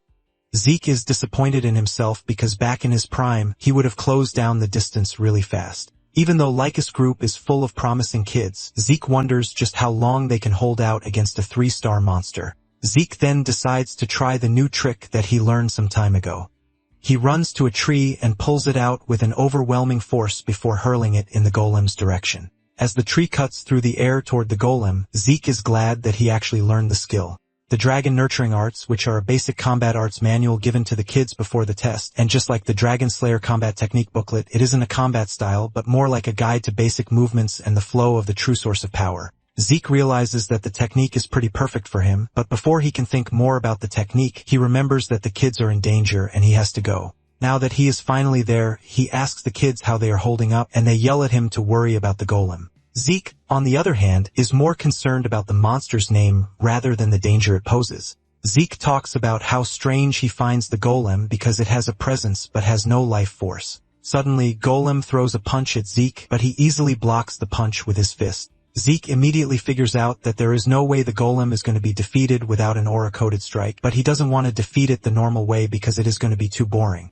Laika hears this and smiles because Zeke remains the reckless dude that he is. Even Langus can't believe that he just called the monster boring. The monster launches another attack at Zeke, and he immediately figures out that the monster is pretty fast even though it's huge. Zeke easily blocks the attack by holding up the golem's hands, and he tells the kids to stay back because it is about to get dangerous. They follow his orders, and they dash into the distance to give Zeke the chance to properly engage the golem. Once the kids are clear of danger, Zeke throws the golem into the distance with an immense force. Zeke admits that the golem's outer shell is sturdy, but he would like to see if it is the same inside. He leaps toward the golem and lands a powerful punch to its head using the Dragon Destroyer combat arts.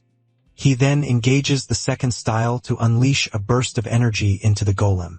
By doing this, Zeke easily takes the golem apart from the inside, and he finally admits that he's had a bit of fun. In the end, the 1-month test period ended without further incident, and there were no major events after the 3-star golem attack. Thanks to the brutal conditions they faced on the mountain, most of the 7-year-olds managed to achieve 1-star rank. And just after the test ended, Zeke was summoned by the head of the family. As they walk to the dude's office, Zeke asks Freya what he wants from him. Freya cautions him, telling him to address Balza as Lord Head. Freya tells Zeke that his behavior during the exam is why he is being summoned. Zeke asks her what she means by this, and she reveals that it was the upperclassman's role to attack and steal crystal orbs, but Zeke turned it around and started attacking the upperclassman instead. Freya yells at him saying no one has ever done that, and because of what he did, none of the upperclassmen secured a single orb, which means they would have to retake the test. Zeke reminds Freya that he didn't do anything against the rules, and he didn't even steal anything. Freya yells at him, telling him that no sane person would expect a lower-classman to attack an upperclassman, but she's not even ready to deal with his shenanigans. She's only concerned about his tone when they finally stand before Balza, and moments later, they arrive at the red door that leads to Balza's office. Freya tells him to behave himself once they are in Balza's presence, and Zeke asks her why he should do this.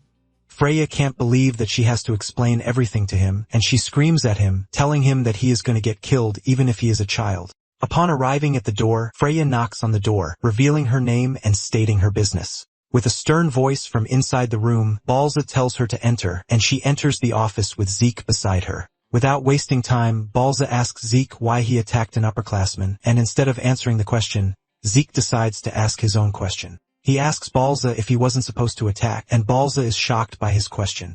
Zeke reminds him that the exam condition was to survive for 1 month on Poison Dragon Mountain with a crystal orb, and nothing else was said. So he basically spent the 1 month however he liked. Zeke tells Balza that he should have mentioned if there were any special rules before the exam, but nothing was said. Freya cannot believe that Zeke is seriously speaking to Balza the way he wants. Freya is about to start scolding her when Balza unleashes an overwhelming aura from his body that scares Freya so much that she goes down on her knees. However, Zeke remains standing as if nothing is happening, and he casually tells Balza to stop getting thrilled every time he gets intimidated because it is annoying. A shocking expression is left on Balza's face, and Zeke asks him if he only called him to ask him boring questions. Balza then asks Zeke how he did it, and Zeke asks him what he means.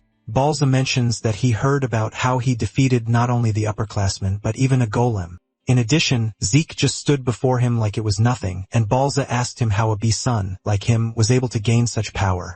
Zeke casually tells Balza that there is no reason for his power except for the fact that he is just who he is. Balza cannot believe what is happening right in front of him, and he tells Zeke that his behavior is just as reported. But even with this, he's going to give him a reward for defeating the golem. Balza tells him that he has the option to choose from the Dragon Treasury or permission to enter the 2nd floor of the Dragon Hall. Even Freya is surprised that Zeke is getting a reward because the Dragon Treasury are vaults filled with rare items collected by the family heads for over 1,000 years since the first Jilfas. The Dragon Hall, on the other hand, stores books, including ones that are now considered forbidden. The Dragon Treasury stores relics of former lords, legendary weapons, elixirs, artifacts, and rare items from many eras. These facilities are the family's prized archives and are strictly controlled, so only a handful may enter. It turns out that entering the 2nd floor of Dragon Hall requires exceptional achievement. Freya can't believe that Balza is still willing to reward Zeke even after the disrespect. Zeke finally speaks up asking Balza why he can't give him both since it is a reward, but Balza just tells the dude to leave. Zeke can't believe that Balza is already chasing him when he still has plenty to say. Freya quickly grabs him and drags him out of the room while telling him that it is an honor to receive a direct reward from the head of the family.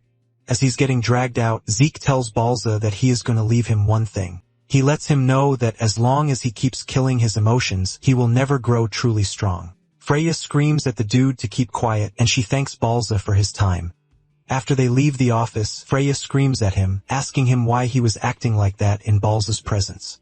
Freya reminds him that she already warned him before they entered the office, and Zeke lets her know that he was simply holding back. Freya cannot believe that Zeke can be polite around the instructors, but he has zero respect for the head of the family. Zeke casually reminds Freya that the dude is his father, and Freya admits that Zeke is no ordinary child, forcing her to ask Zeke who exactly he is. Zeke replies with the same thing he tells Balza by telling Freya that he is him. Freya knows that they all drank ancient dragon blood as infants, but Balza carries the blood of a superior ancient dragon, the Dragon King. This is why they can't defy Balza, but Zeke was able to stay calm in front of Balza like it was nothing. Zeke notices the confusion on Freya's face, and he asks her if there is any problem, but she says nothing.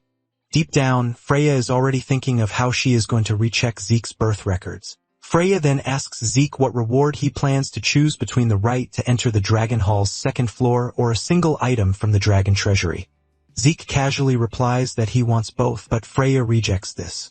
And since this is the case, Zeke tells her that he would go for the right to enter the Dragon Hall's 2nd floor. Zeke chose this since he knows little about this era, and he is curious about the new medicines and tools developed over 1,000 years. Zeke is thinking about this when Langus shows up talking about how excited he is that he is going to enter the Dragon Hall. Zeke turns around to ask him if it is that exciting, and Langus says yes. Lang says the dragon-slaying combat arts and dragon-nurturing spear arts he learned before were amazing, but this is basically another chance for him to learn even greater martial arts. Lang cannot keep quiet about how exciting the exam rewards are, and Laika shows up, saying she has to take in all the knowledge she can before the time is up. Zeke is surprised that there is a time limit, and Laika lets him know that there is a time limit for those who will be entering the first floor. In addition, they can only borrow one book, but during the time limit, they can read anything they want freely, which is why it is imperative that one uses their time well.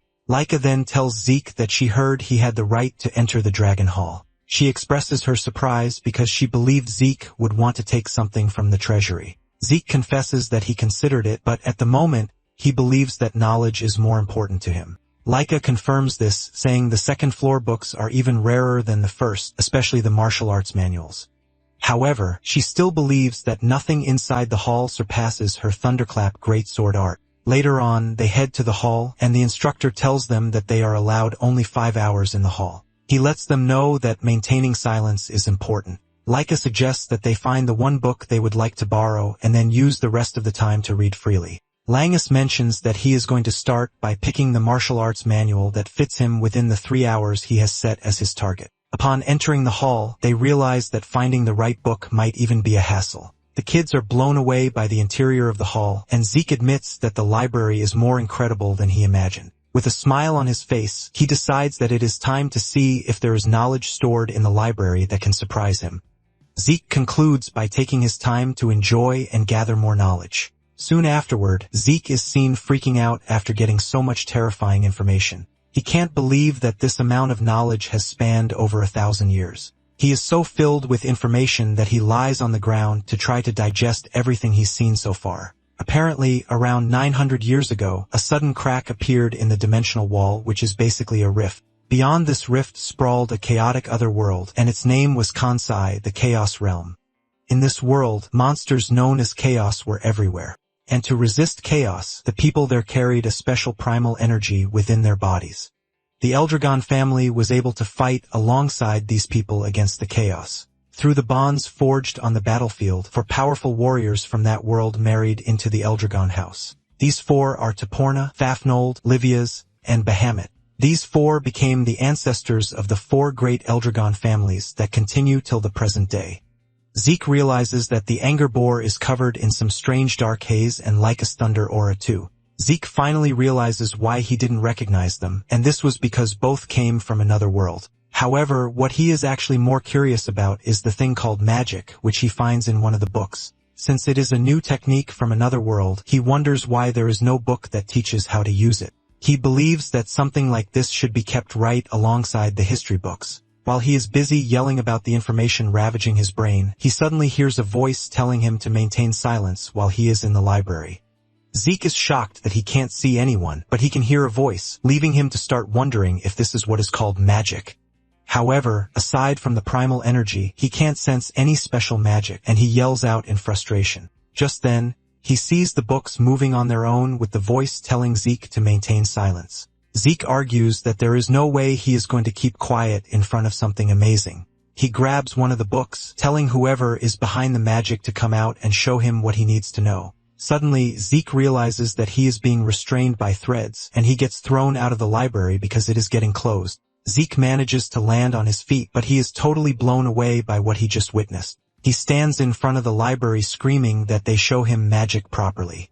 Langus rushes toward him asking him what happened, and Laika also asks him what he did to have gotten his arse thrown out of the library. Zeke confesses saying he got a little too excited, and he asks them if they were able to find anything exciting. Langus excitedly reveals that he borrowed a martial arts manual called Cloud Water Spear Technique. He believes that he also picked up a sample of movement art inside. Celine reveals that she also learned movement art, and she borrowed a martial arts manual, Wind Blossom Sword Technique. Raymond, on the other hand, mentions that he practiced the Eldragon-style Guardian Sword technique in the library.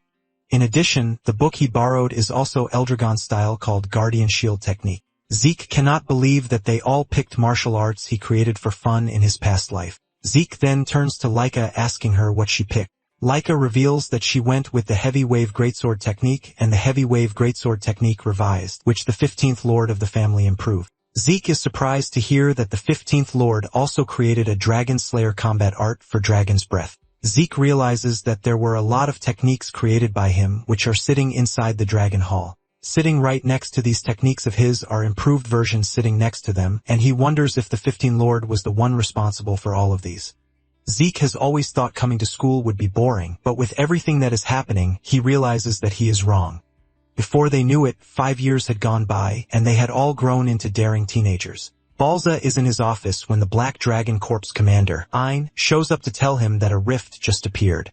According to their investigation, there is roughly an 80% chance that magic water exists inside the rift. Balza realizes that the rift appeared in the most convenient place for water magic to be there. Basically, anyone who drinks the water becomes a mage because the water has become magic water. Apparently, those who drink magic water gain a special constitution that allows them to convert true source power into another force, which is magic power. The new techniques unleashed through magic would bring a revolution to the world, and at the same time, fierce territorial wars erupted over the source of magic water, which is called magic springs. It has become an age of magic where the number of mages greatly determines a house's military strength. However, there is no single magic spring that exists within Eldragon territory. And for a house without ownership of a magic spring, there is only one way to obtain magic water, which is conquering a special rift. At the present moment, Eldragon mages are few, and this includes Balza. Basically, all of them who have magic are seasoned veterans who gain the power by conquering special rifts. Even with this, houses that possess magic springs overwhelm them through sheer numbers, making the conquering of rifts Eldragon's most critical mission. Ein tells Balza that just as he predicted the location where the rift appeared, the abundant dragon forest is quite troublesome. Apparently, sometime earlier, there was a small-scale border clash in the surrounding area. Basically, the abundant dragon forest is a large forest that lies mostly within Eldragon territory, but part of it extends into another house's domain. Those who claim further ownership of the forest and call it the Abundant Hound Forest are the Cerberus House. Ein mentions that the rift is mostly inside the Eldragon territory, but because of its scale and location, the special zone generated around the rift might extend into Cerberus territory. Knowing how Cerberus operates, Ein believes that they are going to come rushing in.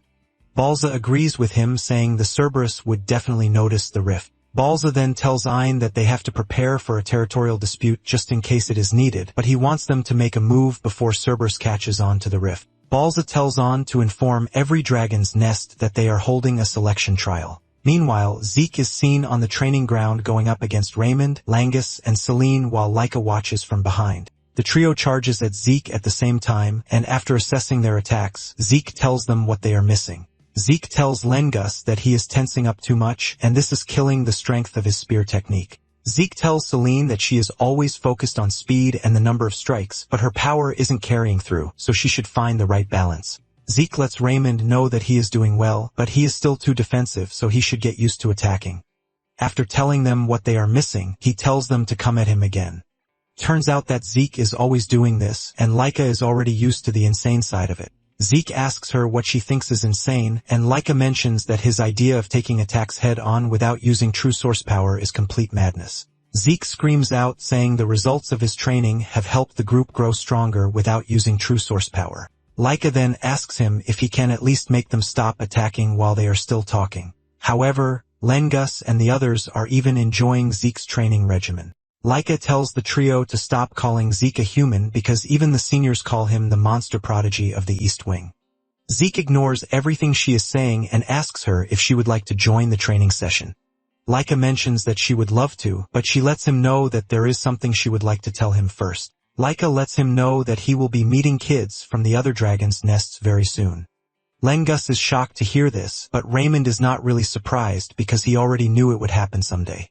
Celine asks Laika if the visit is for the next exam, and Laika says she doesn't know the details. Zeke then asks Laika how she knows this, and Laika says this is something they can tell just by watching the instructors. Zeke realizes that he has never paid attention to things like this, and Laika scolds him for having trashy behavior for a future head candidate. Laika then urges Zeke to be careful because in the West Wing, there is also one dude who is being prepped for the head of the house. Zeke is not worried about this, but eager to know what the dude has in him.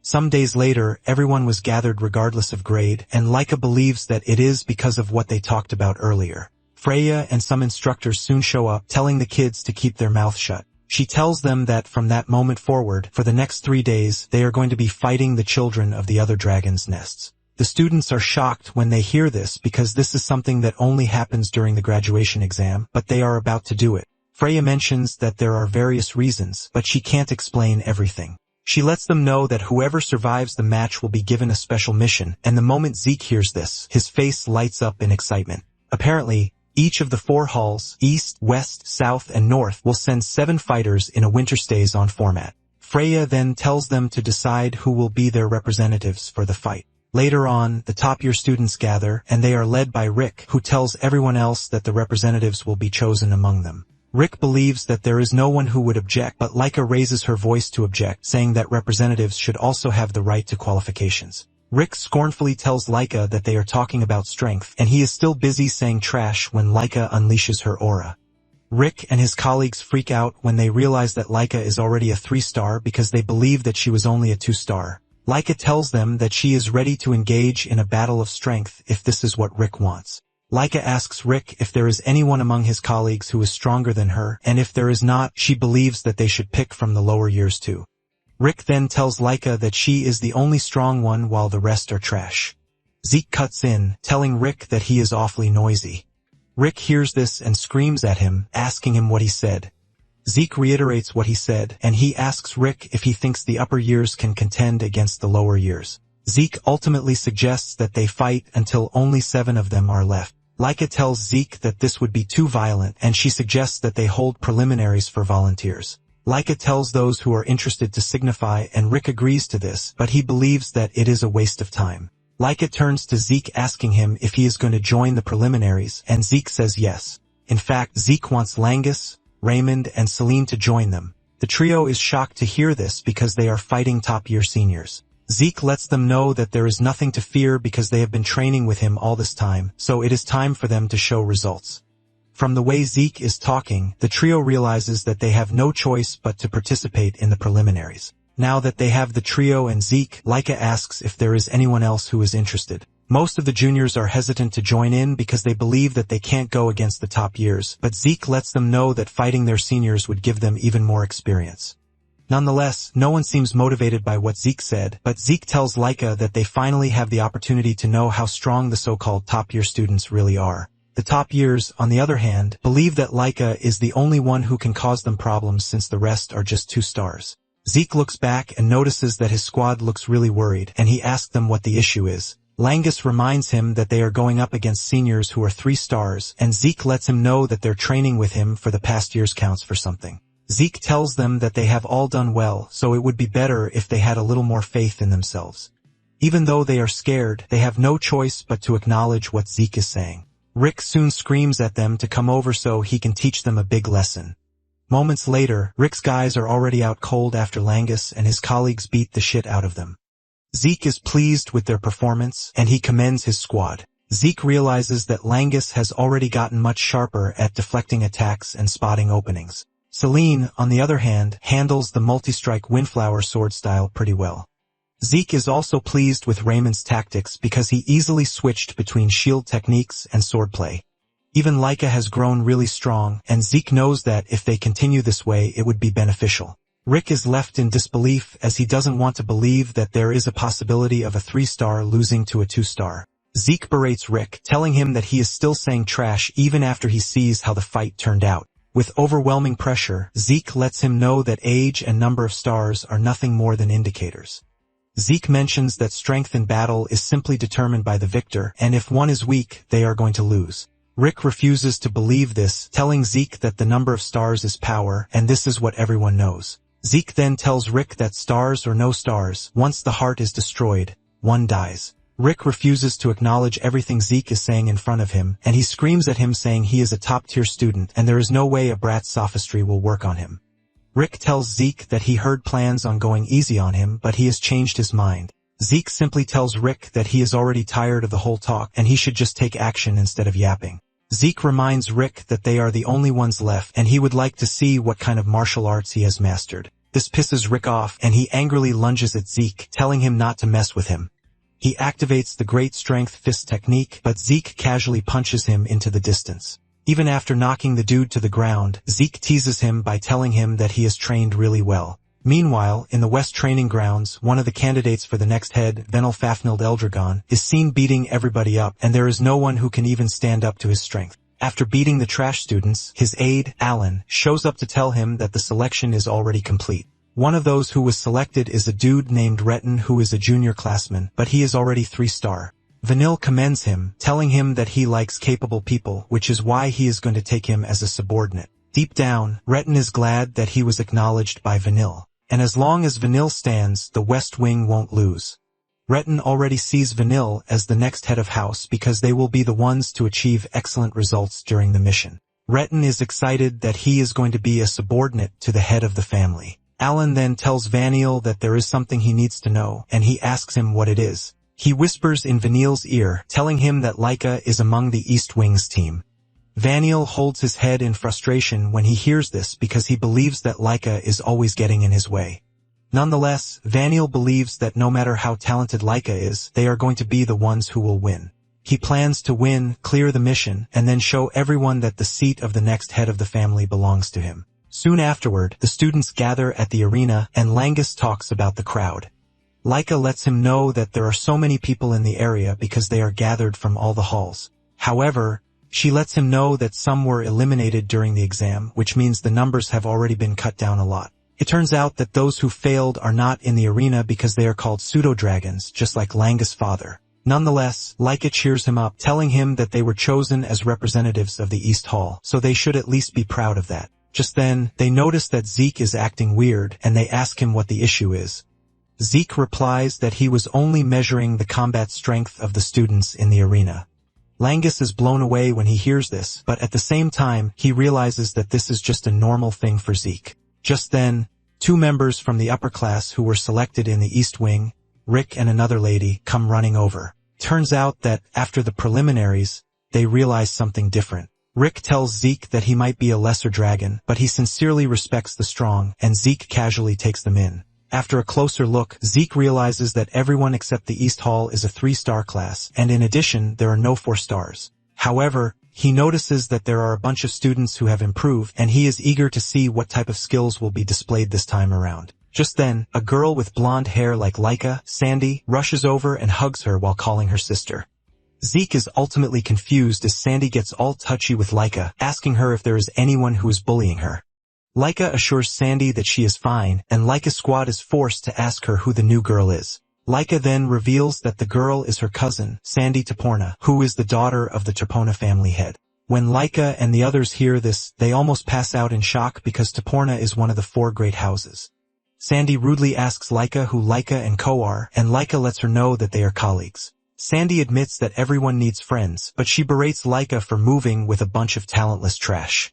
Zeke cuts in, telling Sandy that they will soon find out if they are talentless or not since they are all about to fight after all. Sandy is surprised to hear Zeke talk, and she asks Laika who Zeke is, and Laika reveals that he is a candidate just like her. The moment she hears this, she immediately figures out that Zeke is the illegitimate child that they have been talking about. Sandy expresses her surprise that an illegitimate child is still surviving, and Laika scolds her sister for being rude. Sandy is surprised that she is being scolded, and she reminds Laika that Zeke is her rival. Sandy continues spewing trash, saying Langus and the rest are not even 3-star class, which means the East Hall has poor quality. Zeke simply tells Sandy that she's going to trip one day if she continues looking down on others. Sandy is pissed when she hears this as she reminds Zeke that he is an illegitimate child with no backing other than the head's bloodline. Sandy can't believe that Zeke has the guts to talk back to her, and Zeke tells her that it's just advice. Sandy is about to crash out when the North Hall representative, Aegis Van Blade, steps in, telling Sandy not to cause trouble for the other teams. Sandy is pissed that Aegis came to interfere when she was about to let out her craziness. Aegis tells her that he has no choice but to intervene because the selection match is about to begin. Moments later, an overwhelming presence enters the arena, and this person is the Gold Dragon Order Captain, Teach Mentric, who is also known as the Dread Educator. Mentric tells them that the tournament will be a joint knockout match between the 4 halls. First off, the 4 halls will be split into 2 pairs, and the winning halls will then face each other in the finals. He adds that all battles will be 1-on-1 duels, and fighters will step out one at a time in a predetermined order set by each hall. Out of the 7 participants from each hall, the hall that defeats 4 opponents first will be declared the winner. He then adds that changes to the order of participants after the match begins will not be permitted. He urges them to consider the order of participation as part of their strategy. And for the last point, he tells them that those selected in the match will be given a special mission. Zeke hears this and smiles brightly as Mentric mentions that the special mission is of great importance to the Eldragon family. Mentric mentions that anyone who takes on the mission will make a major contribution to the Eldragon family. Venial and Laika immediately conclude that this means it is a major step toward the position of family head. After Mentric is done laying out the rules, he tells them that it is time to decide the matchups, and he tells the representatives of each hall to step forward in order and draw one stone from the box in front. The West Hall, which is represented by Venial, is the first to be called, and after picking a stone, he returns. When Laika sees Venial, her expression changes, and Zeke asks her if she knows who Venial is. Laika then tells Zeke that Venial is the West Hall's candidate for the next head that she mentioned before. Zeke becomes more interested when he hears this because he can see that Venial and the entirety of the West Hall have many powerful warriors. Even though the other halls are well-trained too, Zeke figures out that the West Hall is totally different. Zeke also notices Retin, and he remembers that he was also skilled during the entrance exam. Zeke smiles because he realizes that Retin must have trained really hard, which is why he reached 3 stars at his young age. Meanwhile, some students in the stand are mocking Langus, calling him a loser, and asking why he is among the representatives. Raymond is worried about Langus, and he asks him if he is fine. Langus stutters before answering, but he assures Raymond that he is good. After this, the North Hall is called forward followed by the South Hall. In the end, the East Hall is called forward, and Laika tells Zeke that he will be the one to represent them since he is the strongest. Zeke is hesitant, and he tells them that events like this should be taken on by the younger ones, but Laika can't believe that he is saying his trash again since they are the same age. Zeke just swallows it up, and he decides to take the responsibility. And when Sandy sees this, she almost loses her mind. She demands to know why Zeke is the one going forward as representative, and Laika casually replies that Zeke is the strongest among them. Sandy argues with Laika saying she is clearly joking because Zeke is not even 3 stars. Sandy reminds Laika that the whole thing is a battle between her and Venial for the position of family head. Laika urges her sister to calm her nerves because they are pretty strong. After the representatives have all picked their stones, Mentric tells them to pour their into the stone. The South Hall and the West Hall stones both glow red, while the East Hall and the North Hall glow blue.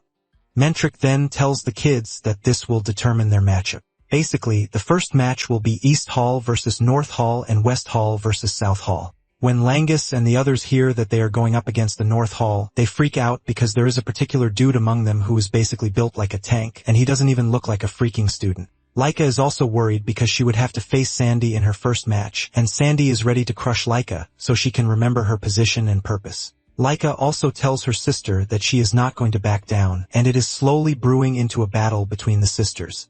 Aegis then tells Zeke that he is looking forward to their battle, and Zeke acknowledges this, telling Aegis that he feels the same too.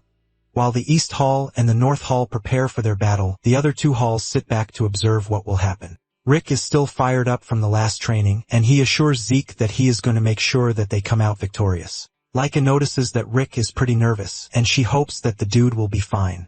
The first battle is between Rick and a student from the North Hall. The match begins, and Rick makes the first move while Zeke wonders how the battle is going to turn out. Laika tells Zeke that, with the way things are going, it appears that the battle will be tough. Zeke agrees with her, telling her that there are no absolutes in the world of competition. However, Zeke confidently says he is different because his victory is already absolute. Laika cannot believe just how confident Zeke is, and she reminds him that no one asked him if he was going to win or not. Zeke then puts the whole showboating aside, and he tells Laika that in terms of raw power, the North Hall fighters aren't different from Rick. Zeke believes that Rick should win if he fights the way he usually does, and Laika agrees with him. Laika mentions that it is their first time fighting in front of a huge crowd, which means the pressure is even higher. Zeke agrees with her, but he lets her know that Aegis and Sandy are a different breed. Zeke tells his colleagues that the 2 are close to 4 stars already, which means there is no way pressure is going to get to them. Zeke believes that Sandy would be using the same style of combat as Laika since they are cousins. Moments later, the first battle ends, and the North Hall comes out victorious. When the East Hall's next representative, Merlin, sees this, she freaks out because this means she has to win. However, Laika urges her not to be nervous, but this turned out to be a waste as she lost her battle too. Merlin and Rick both stand embarrassed, apologizing to Zeke for messing up, but Zeke tells them that they have nothing to worry about because they were only swallowed up by the atmosphere of the arena. Zeke tells them that if they were on a battlefield where life and death were at stake, it would have been a different story. However, he lets them know that the arena is a place to learn by testing their strength against others, which means it isn't a fight to the death. Zeke tells them that the failure will definitely become nourishment for them on the battlefield, so it is left to them to keep striving. The two roar in agreement with everything Zeke says. Since they have recorded 2 losses already, Zeke turns to Langus, reminding him that their next match is a must-win. Langus almost craps his pants because he was already nervous from the start, and Zeke is not helping matters. To make it worse, his opponent is the giant dude he was worried about from the start. Langus jumps in Zeke's arms in tears, but Zeke reminds him that he fought upperclassmen during team selection too. Langus argues that none of them look scary like the dude he is about to face. Langus can't believe that he is expected to defeat someone this scary in front of a large crowd. Zeke immediately realizes that the responsibility to motivate the guy falls on him, and he pats him on the head, telling him to take a look at his opponent. He asks him what sword his opponent is using, and Langus replies that it is a sword. Zeke then tells him not to think about anything else aside from the fact that he is fighting someone with a sword. He tells him that if he thrusts with his sword, it is his responsibility to deflect it. Zeke adds that if his opponent swings upward, he should pull back, and if he brings it down, he should step in and then thrust. In the end, Zeke tells Langus to respond to the sword the same way he has always done. The word always rings in Langus' head, and he finally locks in. Zeke is relieved to see that Langus has already focused on his target. He knows that the boy has extreme focus, but at the moment, he needs guidance to concentrate. However, the moment he is able to focus naturally on his own, he will be able to aim even higher. Zeke wonders just how much growth this battle is going to bring to Langus. Just then, Langus steps into the ring, and he looks really small compared to his opponent, who is like a giant. The usual Langus mockers start making fun of him, saying he doesn't stand a chance, but Langus is already locked in and absolutely dangerous at this point. The moment the match begins, the opponent makes the first move, and he dashes toward Langus with a piercing thrust. Langus analyzes the situation, and with a cool head, he dodges the strike. He moved to the left, but his opponent roars at him, telling him that he won't let him escape. The dude continues swinging really hard at Langus, hoping to cut him down, but Langus keeps dodging. Celine is worried because she realizes that the dude is closing in on Langus, thus closing his preferred distance. With a worrisome face, Raymond asks Zeke if Langus will be fine. Zeke then tells them not to worry about Langus, but look deep into Langus' eyes. Turns out that Langus is fully focused, and moments later, the giant leaps toward Langus. But this is when Langus finally unleashes his cloud water spear technique. Langus spins his spear so fast that it counters the dude's attack, also giving him a chance to land a counterstrike. Langus' perfect strike hits the dude in the chest and sends him flying into the distance, ultimately knocking him out. The instructor declares the match over with Langus, and the East Hall emerges as the winner. Langus takes a deep breath and thanks his stars, but Zeke, on the other hand, is smiling really hard because he believes that it is time to turn the tide around. The East Hall then uses Langus' victory as momentum to push forward, winning their next 3 games.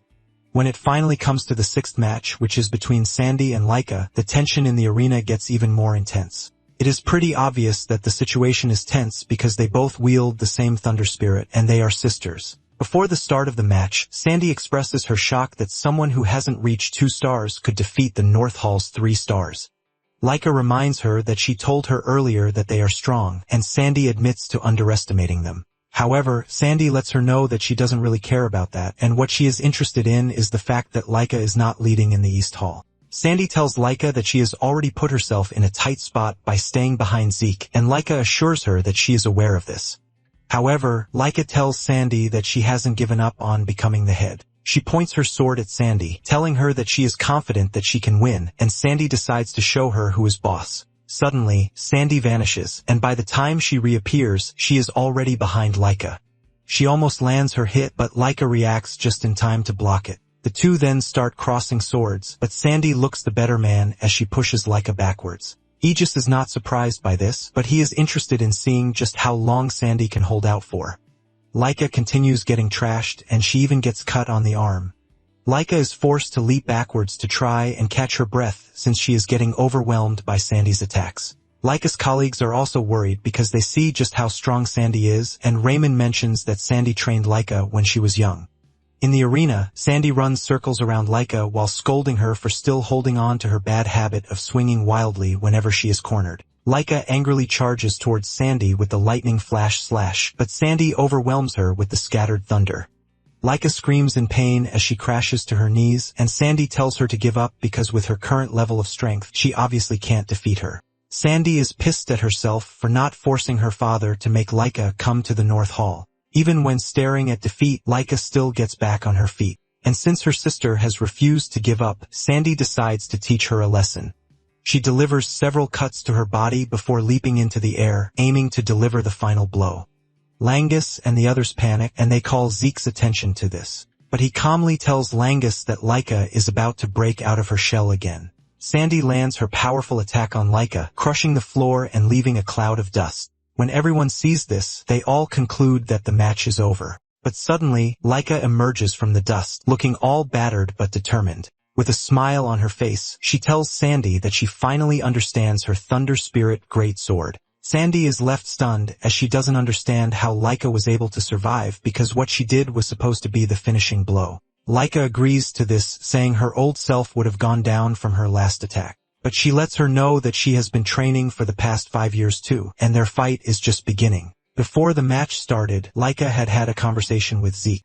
Zeke notices that Laika is nervous, and he asks her what the issue is. She reminds Zeke that Sandy is her sister, and that she was the one who taught her the basics of the Thunderclap Greatsword art. In addition, she learned the fundamentals from the current head of the Turpina family, who is her uncle. However, whenever she didn't understand something, Sandy was always there to teach her, which means she is basically her mentor. To put it into perspective, she has never defeated Sandy even once. And even though she has gotten strong over the past 5 years, it is obvious that Sandy has grown stronger too. Even though she sounded confident when talking to Sandy, she is doubtful of her ability to win. Zeke then tells Laika to remember her training with him and to try to recall every day of the past 5 years. The moment Laika hears this, her facial expression immediately changes for the worse, forcing Zeke to ask her if it was that bad. Zeke lets Laika know that her bad habit is when her emotions run high, which automatically dulls her vision. He lets her know that the past 5 years were training to make her stay calm during combat. Still wearing her disgusted face, Laika reminds Zeke that he didn't hold back when he was attacking her, and Zeke says this is basically his charm. Laika cannot believe that he is calling that his charm when every moment of it was pain. Nonetheless, Zeke lets her know that the results of the training are undeniable, and she should now be able to calmly observe her opponent during battle. Laika agrees with him, but says that how useful the training is against her sister is the real issue. Zeke then tells her that she is going to understand once the fight begins. Zeke tells her that her talent of being able to see her opponent's movements will show her what kind of effect the training has had. Zeke still uses the opportunity to glaze himself, reminding Laika that she was trained by the strongest, who is obviously him, so she has nothing to worry about. Thanks to Zeke's short pep talk, Laika was able to ease off the tension a bit. Since Sandy uses the Thunderclap skill just like Laika, Zeke tells her that it is the perfect opportunity for her to carefully observe her sister's Thunderclap Greatsword art because if she does, she is going to grow even stronger. Now in the present, Laika lets Sandy know that she has observed everything carefully, and her Thunderclap Greatsword is her magic. She intentionally took it head-on and observed it closely so she could finally see it. Sandy is shocked to hear this, leaving her wondering just who Laika has grown to become. Just then, Laika dashes toward her sister, and Sandy is immediately overwhelmed by the sudden burst of speed. Sandy is left wondering how Laika is able to suddenly change her movements. While she is still trying to understand what happened, Laika continues dealing damage, telling Sandy that she now understands the Thunderclap Greatsword arts. Sandy doesn't want to believe that Laika has already understood it and can copy it instantly. In the stands, Langus and the others are already jumping for joy since Laika has turned the battle around. Zeke smiles, saying that fighting someone who uses the same technique teaches one so much. Rick then asks Zeke if he knows why Laika's movements suddenly changed, and Zeke reveals that Laika mastered her sister's Thunderclap Greatsword art in the middle of battle. He mentions that this is the result of their training, which is to calmly observe the enemy's technique while taking it head-on. He mentions that Laika used to lose herself during combat, which is why she only sees her own sword, but at the moment, she is different. He explains that Laika has the presence of mind to calmly observe her opponent during the heat of battle. By observing a sword art that is identical to her own, she has managed to reach a new realm. As the battle rages on, Sandy still believes that there is no way Laika is getting the jump on her, but she soon realizes just how wrong she is. She unleashes her thunderbolt, but Laika fights through it, emerging from the chaos, telling Sandy that she has undergone several physical training sessions with Zeke that almost left her for dead. As she leaps towards Sandy, she declares that it is time for her to unleash her own thunderclap arts. Laika unveils her new thunderclap arts, the Heavenly Thunder, and with this, she completely overwhelms Sandy. Sandy screams in pain, and before passing out, she admits the fact that Laika has grown stronger. With this, the East Hall is declared the winner, and even Venial is shocked by what he just witnessed. Laika then returns to her friends, and Zeke commends her for the job well done, but is disappointed that he didn't get his own turn. Laika expresses her happiness that the battle was decided during her own match. Nonetheless, even if she had lost, Zeke would have gone up against Aegis, and Zeke asks Laika if she knows the dude. Laika says she doesn't know him personally, but he is actually famous. With what she heard, Aegis is said to be the greatest genius he Vanblade family has ever produced. Zeke can confirm this because from what he is looking at, Zeke realizes that Aegis is stronger than the other competitors. Laika wonders what would have happened if Zeke faced him, and just then, the instructor lets everyone know that the East Hall's victory has been decided. In a shocking turn of events, he lets them know that the matches will continue until the end. They wonder why this is since everything was supposed to end once 4 members of the opposite team were defeated. Zeke also wonders what their end goal is, but whatever it is, he doesn't really care since he gets to fight the prodigy, Aegis. As they step into the ring, Aegis expresses his happiness that they are getting to fight even though the North Hall lost the battle. Zeke is surprised that the dude is that desperate to fight him, and Aegis lets him know that he is the East Hall's representative even when Laika is there, which has left him curious. Aegis says Zeke might carry the blood of the family's head, but he is still stuck in 2 stars. And Laika, who is 3 stars, didn't bother to be the representative. Thanks to all of these variables, Aegis says it has gotten him more curious to fight him. Zeke is pleased to hear this, and he lets him know that they really think alike. Zeke lets him know that he would like to fight him too, and the moment Aegis hears this, he becomes really hyper. Aegis whips out his sword ready to fight, and Zeke is just ready to have fun since it's been a long time since he fought a sword user. Aegis makes the first move and dashes towards Zeke in the blink of an eye. Zeke is ultimately impressed by how Aegis is able to close him down in no time. Once he's in range, Aegis activates his sword technique, removing the presence from his sword. Zeke is baffled and impressed by this, but he still manages to dodge the attack. Aegis thought he had Zeke already, but he was surprised that he was able to twist his body at the last minute to dodge the strike. Zeke commends his wordplay and urges him to show him more of his techniques. Aegis indulges him and unleashes another of his sword arts, Waveblade, which makes his sword movements even harder to read. It appears like a wave of water, and Zeke initially underestimated the technique. However, he is forced to quickly change positions when he realizes that the technique is quite deadly. Zeke leaps into the air to dodge the strike while commending him and telling him that he's not ready to be cut just yet. Without wasting time, Aegis changes his technique into a lightning-type technique, giving him more speed to close Zeke down. When Zeke sees this, he is forced to admit the fact that Aegis is truly a genius because his moves are totally unpredictable. Even though his attacks are fast, they still come with power too, making it a flawless and sharp strike. Zeke figures out that the dude will not be able to perform these techniques if he didn't train his body to the extreme. Zeke continues dodging, and at this point, Aegis is getting really impressed with the fact that he can't even pin him down yet. Aegis commends Zeke, asking him what type of training regimen he carries out, and Zeke suggests that he trains with him if he is curious. Nonetheless, Zeke believes that this is a conversation for after the training.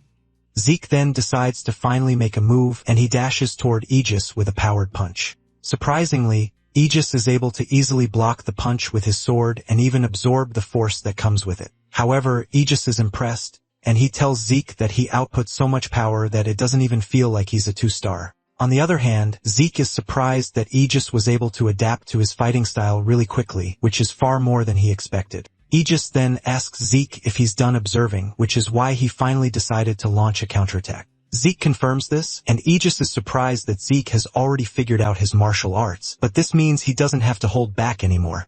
Aegis leaps towards Zeke, and Zeke assumes that he's going to use the same technique as before. However, he soon realizes how wrong he is when he senses Aegis' afterimage. At this point, Aegis has already closed him down, and his sword is slicing through his chest. Zeke only manages to dodge this in the last second, but suffers a cut on his chest. With a smile on his face, Aegis tells Zeke that he still has more techniques to show him. Being the battle junkie that he is, Zeke lets off a really big smile because the whole battle is just about to get even more interesting. Later on, Sandy wakes up to the realization that she lost the fight. Her colleagues rush over to check on her and apologize for losing their matches. They believe that they are holding her back, but she tells them not to blame themselves because it turns out that the opponent is quite strong. She motivates them, telling them that they just have to do better next time to make sure that they don't lose. She then assumes that the West Wing and South Wing have started their matches, but her colleagues tell her that this is not the case. They point to the arena, revealing that an incredible match is currently ongoing.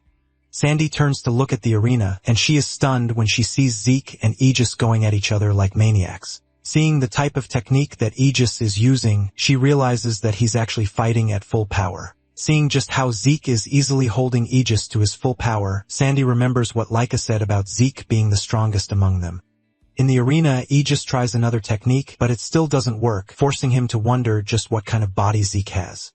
Zeke then reveals that he put plenty of effort into training his basic stamina.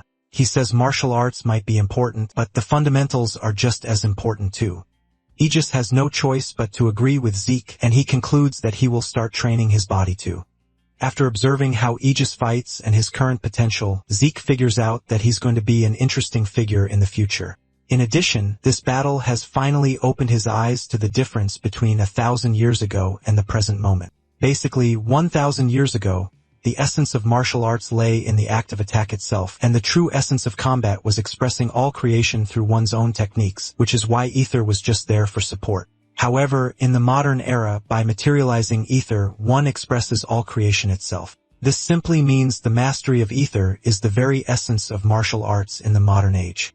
Zeke smiles boldly because it took him too long to understand this while he was busy focusing on technique.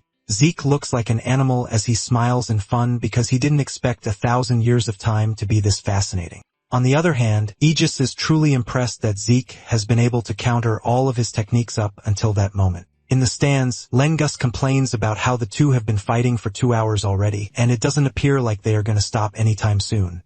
Laika then tells them that the fight is about to come to an end. And in the arena, Aegis also figures out that Zeke is finally ready to take him down because he's done analyzing all of his moves.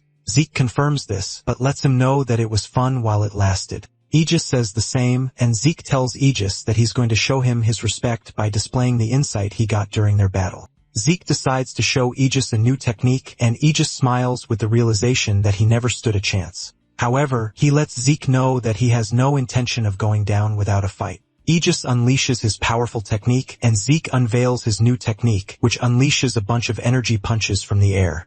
The whole area gets hit by Zeke's attack, forcing the students to even protect themselves. The display of immense power by both sides leaves the students in awe. When the dust finally clears, the instructor ends the match since Aegis' sword is broken, and he's lying exhausted on the ground. With a smile on his face, he admits that he still has a long way to go while Zeke decides to aura farm, as he's declared the winner of the battle. The students are totally blown away by this because they didn't believe Zeke could actually lose the match, leaving them to wonder just who the hell Zeke is. However, Zeke's colleagues are not entirely surprised because they know what he is capable of. Laika uses the opportunity to berate Zeke for ruining the arena, showcasing his abnormal abilities yet again. Zeke argues that it was a resounding victory, but he suggests that they move past his match and focus on Vinil's match. Zeke says the West Wing has the overall best quality, but it appears that the South Wing also has one strong person among them. Zeke was expecting a close match, but in the end, the West Wing totally dominated the match with Vinil looking really fired up. Before the West Wing match, Zeke had admitted that he overdid his last attack, and it might take them a long time before they fix the arena. However, Langus lets him know that he has nothing to worry about. Zeke is blown away when he sees the arena repairing itself. Langus mentions that the entire venue uses a rare stone called etherlight, and by infusing ether into it, it can easily be restored to its original form. Zeke is left blown away by this, and he admits that using such incredible material to build the entire venue is quite amazing. After the match between the West and South, the instructor senses that something is wrong. The instructor doesn't think Vanille actually has what it takes to defeat the strong girl from the South, Lila. Nonetheless, Metric stops the match and declares the West Wing the winners. He lets everyone know that the finals will be between the East Hall and the West Hall, which will begin in 1 hour. Even the students who know how strong Lila is are stunned that she actually lost. Zeke also figures out that something is wrong because the skill gap between Lila and Venial is not that large, but for some weird reason, her power is extremely poor. This was basically why she abysmally lost to Venial. Zeke can see that the instructor also noticed this, but there is no one who actually knows what is going on. Raymond talks about how strong Venial is to have defeated Lila the way he did, but Celine believes that something is not right. Merlin tells them that this might be how it feels because it is actually their first time seeing the strength of the elites from another hall. Rick then talks about how strong Venial is, comparing him to Zeke and Laika.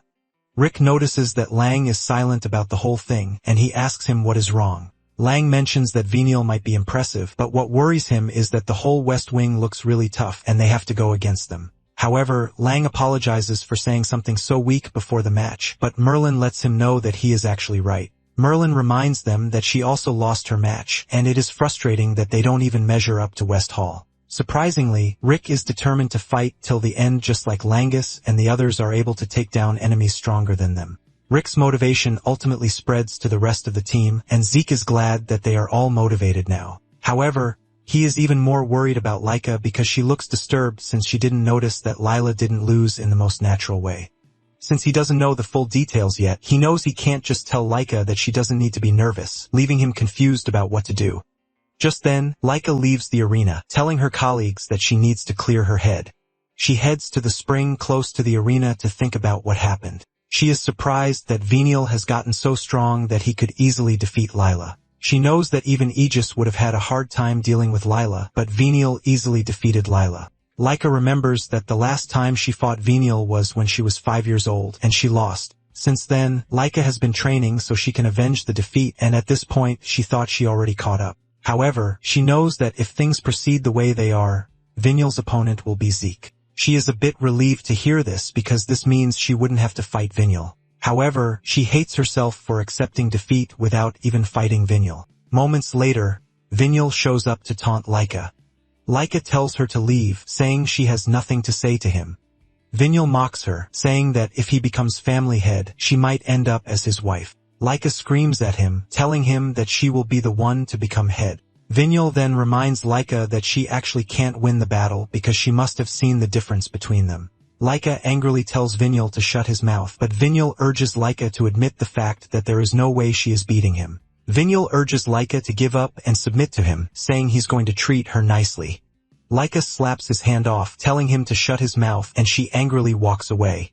After she is gone, Venial turns to Alan, reminding him that he knows what to do. Alan then asks Venial what they plan to do with Zeke, and Venial suggests that they carry out their plan during the match. Alan believes that they are supposed to strike first since Zeke appears to be strong. Venial agrees with him but lets him know that Zeke appears to be sharp, and he might notice if they try it before the match.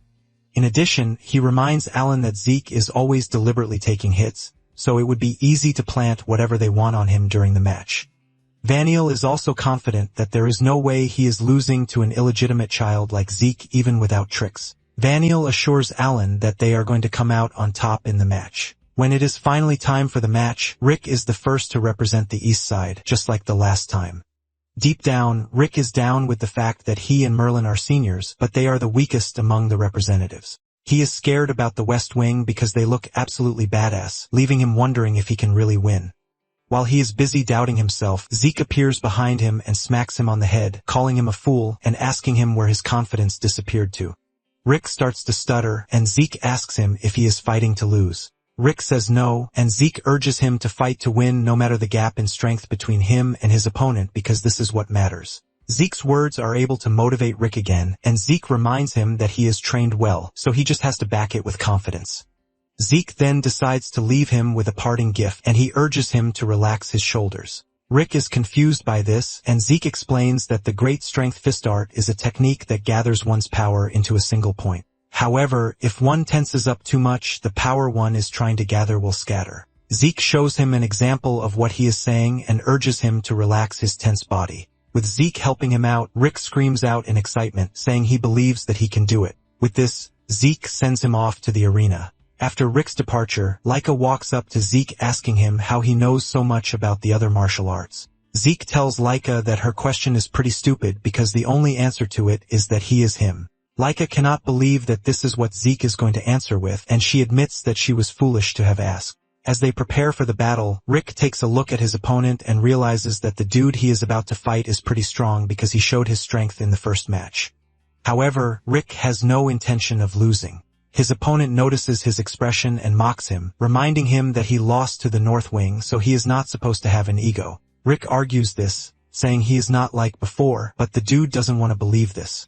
The moment the referee starts the match, he wastes no time going after Rick with his daggers, telling him not to make him laugh because there is no way he's going to change in just a few hours. Using one of his powerful skills, he lunges at Rick, but Rick manages to block the attack with his aura. The dude is pissed that Rick even looked cool while blocking his attack, and he decides to go after him again. The attack is more fierce this time around, and he delivers a swarm of slashes to Rick's body, causing him immense pain. The dude starts to mock him, reminding him that he already said he was a changed person. At this point, Rick looks absolutely battered, and he admits that his opponent is crazy strong, but he has no intention of giving up. Rick throws a punch at the dude, but he easily dodges and counters the strike, cutting Rick. Rick screams in pain, and he soon finds himself in the vast space of thoughts, wondering how he is supposed to catch up to his opponent. Just then, he remembers Zeke advising him to relax and gather his strength in one point. Just then, his opponent dashes toward him again, and this time around, Rick is ready. The dude lands his attack, but suddenly, he sees Rick smiling at him, telling him that he now has him in his palm.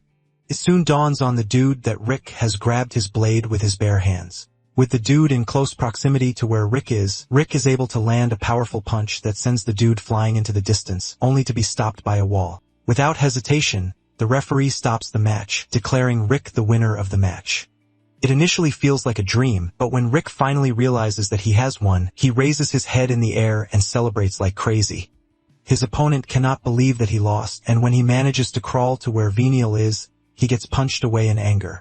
With an angry face, Venial turns to the rest of the squad, reminding them that it is their job to crush the East Wing. Later on, Merlin climbs to the stage, and Rick cheers her on, telling her that she can do it. Moments later, the second match begins, and Merlin starts the match strongly. She unleashes her sword arts, the Spark Slash, but her opponent dodges the attack and counters with his spear. Merlin's attack leaves her open, and before she knows it, the dude delivers a fatal blow to her midsection, knocking Merlin to her knees. The dude doesn't stop there, and he lands another devastating blow while Merlin's colleagues watch in horror and annoyance. Even Rick wants to jump in, but Raymond stops him, telling him that it is going to be a disqualification if he intervenes. The referee then declares the match over with the West Wing emerging as the winner. The dude goes as far as stepping on Merlin to assert his dominance, but her friends soon rush over to check on her. Things look grim as she appears to be unresponsive, but Zeke stays in the rear while everyone is trying to resuscitate Merlin, and he looks insanely pissed with what he just witnessed. But Raymond and the others argue with him, telling him that he went too far. While they are busy yelling at him, he casually tells them that people like him, who are from the West Hall, don't show mercy to their enemies in combat. The dude says all they do is crush their enemies, and Laika walks up to him asking him if his conviction is Vanille's orders, and the dude indirectly tells them that it is. He lets them know that they are free to forfeit the match if they don't like it. He reminds them that the referee didn't stop the match because Merlin still showed the will to fight, and he has no choice but to break the spirit. Realizing that Laika and the others are just going to continue arguing with him, he walks off, telling them to worry about themselves instead of their friend.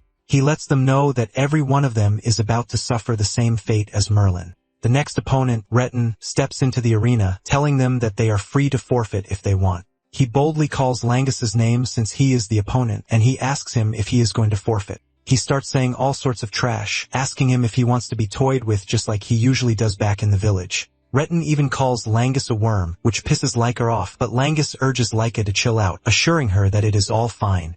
Langus stands up telling the dude that he is not going to run away because he is finally ready to surpass him.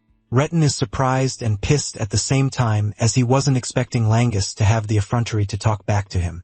Just as the match is about to start, Langus suddenly hears Zeke's voice in his head, shocking him. Before he can start asking how this is possible, Zeke urges him to forget about it because he only recreated an experience from a few years ago. However, Zeke tells him that he is using the method because he has one piece of advice to give him. Zeke tells him that there is a saying that clouds drift freely, water flows endlessly. Zeke tells Langas to picture this scenario whenever he is troubled, and Langas is left in total confusion. It isn't until the referee calls his attention to the arena that he realizes that he was supposed to be fighting Retin. The referee then declares the second match open, and Langas makes the first move. He tries to hit Retin with his water technique, but Retin blocks the attack with his serpent assault sword technique while making fun of Langas. Retin blocks the attack and delivers a counterattack that pushes him backwards. Langas only manages to block the attack with his spear, and Retin mocks him, telling him that he is a weakling who was just talking trash. Before Langas knows what is happening, Retin has descended on him again. Retin unleashes his serpent slash that moves in the form of a snake, and it cuts Langas on the side, causing him immense pain. Langas is surprised that he tried to block the attack, but it curved out. Retin laughs at Langas for trying to counter his technique. Langas is determined to do so, and even when he manages to push Retin's attack to the ground, the counterstrike is too much for him to handle. Retin slaps him off really hard so that his impact on the ground leaves a crazy explosion. Langas's friends freak out as their comrade is being toyed with. Langas is also worried that he is in trouble because even though he wants to deflect Retin's attack to unleash a counterstrike, he just keeps using all of his movements against him. Retin notices what Langas is trying to do against him, and he lets him know that his own specialty is counterattacks while letting Langas know that he is more skilled than him. Langas doesn't want to believe this, and Retin casually grabs him on the head, telling him that there is no way the child of a pseudo-dragon could ever become strong. He tells him that in the end, he is just the same trash as his father. Langas tries to defend his father's name, but Retin screams at him, telling him that his father is a fake. Retin pushes him to the ground, telling him that he can never defeat him, who is a real dragon. With Langas on the ground and Retin kicking him like a dog, Langas totally loses his urge to fight. He only covers his head to protect himself while his inferiority complex takes over. He believes that he is still weak, but he wonders if he is really a fake. Just then, a memory of him and his father fishing by the lakeside flashes through his mind. His father asked him if he liked fishing, and he said yes. The man is glad to hear this, and he tells Langas that he also likes fishing while watching the clouds in the water. Langas is surprised that his father is talking about the cloud in the water, and his father quotes the same statement that Zeke told him before the fight. His old man lets him know that once he watches the cloud and water, he will realize just how small human worries really are. Back then, he had told him that one day he would realize it too. Now back in the arena, Lang starts mumbling the words, and just then, Retin grabs him, preparing to finish him off while calling him a fake. Suddenly, Lang's concentration comes into play, and he easily blocks the dude's attack, launching a counterattack that pushes Retin backwards. Retin is shocked when he sees this, but the referee is impressed, and he is hyped about the fight that is about to go down. The moment Langas gets back on his feet, 3 stars start glowing on his chest, revealing that he has finally broken through to 3 stars. Retin starts shaking in anger because he is not ready to accept the simple truth that Langas can stand toe-to-toe with him. Retin angrily lunges at Langas, unleashing his long-range strike, but Lang casually moves around like he is glitching, thus dodging the strike. Retin is shocked when he sees this because he was able to hit Lang with the same attack just moments ago. He wonders if Lang has seen through his technique, but he doesn't want to believe this. He continues swinging crazily at Lang, but Lang easily dodges everything. Seeing the way Lang is moving, Laika is left completely in shock. Zeke then tells Laika that Lang has taken a step closer to the essence. Laika is confused by what Zeke means by essence, and Zeke tells her that clouds drift leisurely and water flows with a murmur. But no matter what happens, they never stop. They basically change their form and swallow all force and let it wash away. Zeke mentions that he showed a glimpse of it himself during the previous battle, but it appears that Lang has truly mastered it in the fight. Laika is shocked to hear that Lang was able to master such a technique in a short space of time, and Zeke lets her know that Lang himself isn't aware of what is currently happening. However, there is no doubt that Lang's concentration is really remarkable. Before Retin knows what is happening, Lang has gotten close to him, and Retin is now screaming, asking Lang to get the hell away from him. Their weapons clash, but Retin feels the heat more, and Zeke smiles because he knows he's about to be crushed. Before he knows it, Lang's strikes become even more violent and overwhelming, making Retin's technique look like child's play. Lang's technique has basically gone wild, and he can't handle the overflowing current. Before he knows it, he gets struck in the chest, sending him flying into the distance. He hits the ground and passes out immediately. The referee doesn't hesitate before declaring Langas of the East Wing as the winner. Langas finally returns to his usual self, and he is left wondering what just happened. Laika rushes over, congratulating Langas on reaching 3 stars. She adds that Langas's win is also incredible, and the rest of the team joins Laika in congratulating Langas. Langas still doesn't know what is going on until he looks down to see an unconscious Retin on the ground. He turns around asking his friends if he actually won, and they let him know that he sure did. Tears dropped from his eyes as he never expected to have defeated Retin of all people. Raymond and the others commend him, telling him that he pulled off an amazing move. Laika even compares the move to a water dragon that was ascending a waterfall, which was pretty incredible. While they are all raving about Langas' move, Langas himself doesn't even have a memory of what they are talking about. Zeke then comes in, telling them that the technique Langas used was the Rising Dragon Piercer. He mentions that it is one of the techniques that is recorded in the 2nd volume of the Cloud Water Spear style. Zeke commends Langas for being able to reach his current level on his own because he had only read the 1st volume. Everyone is surprised to hear this, and they ask Zeke how he knows this. Zeke lies that he caught a glimpse of it once on the 2nd floor of the Dragon's Hall, since he obviously cannot tell them that he was the one who created the move. The others commend Langas for his ingenuity. Basically, Zeke created the technique in his past life, but he doesn't recall writing it in a book. He believes that those who transcribed it for future generations must have split it into multiple volumes for storage. To make sure it was kept from the eyes of the inexperienced, the essence was hidden away in the upper archives. Nonetheless, Zeke is glad that Lang was able to carve the path to the hidden essence all on his own strength. They are busy chatting about Lang's win when the referee reminds them that they are still in the middle of the match. The group quickly disperses, but Lang's win has given them enough momentum already. At the same time, the West Hall is pissed that Retin lost, so the tension was insane. For the next match, Celine did her best, but she narrowly lost to her opponent. In the match that followed, Raymond put everything into it to make sure he came out with a win. Before they know it, they have reached the latter half of the match, and Celine regrets not winning. However, Laika assures her that she fought bravely while reminding her that the competition is decided by the first to reach 4 points. At the moment, they have 3 wins and 2 losses, so victory is within reach for them. They have won 3 already, and Laika tells Celine that once she wins, the competition will officially be over. Just as Laika is about to step onto the stage, Zeke walks up to her asking her how she feels.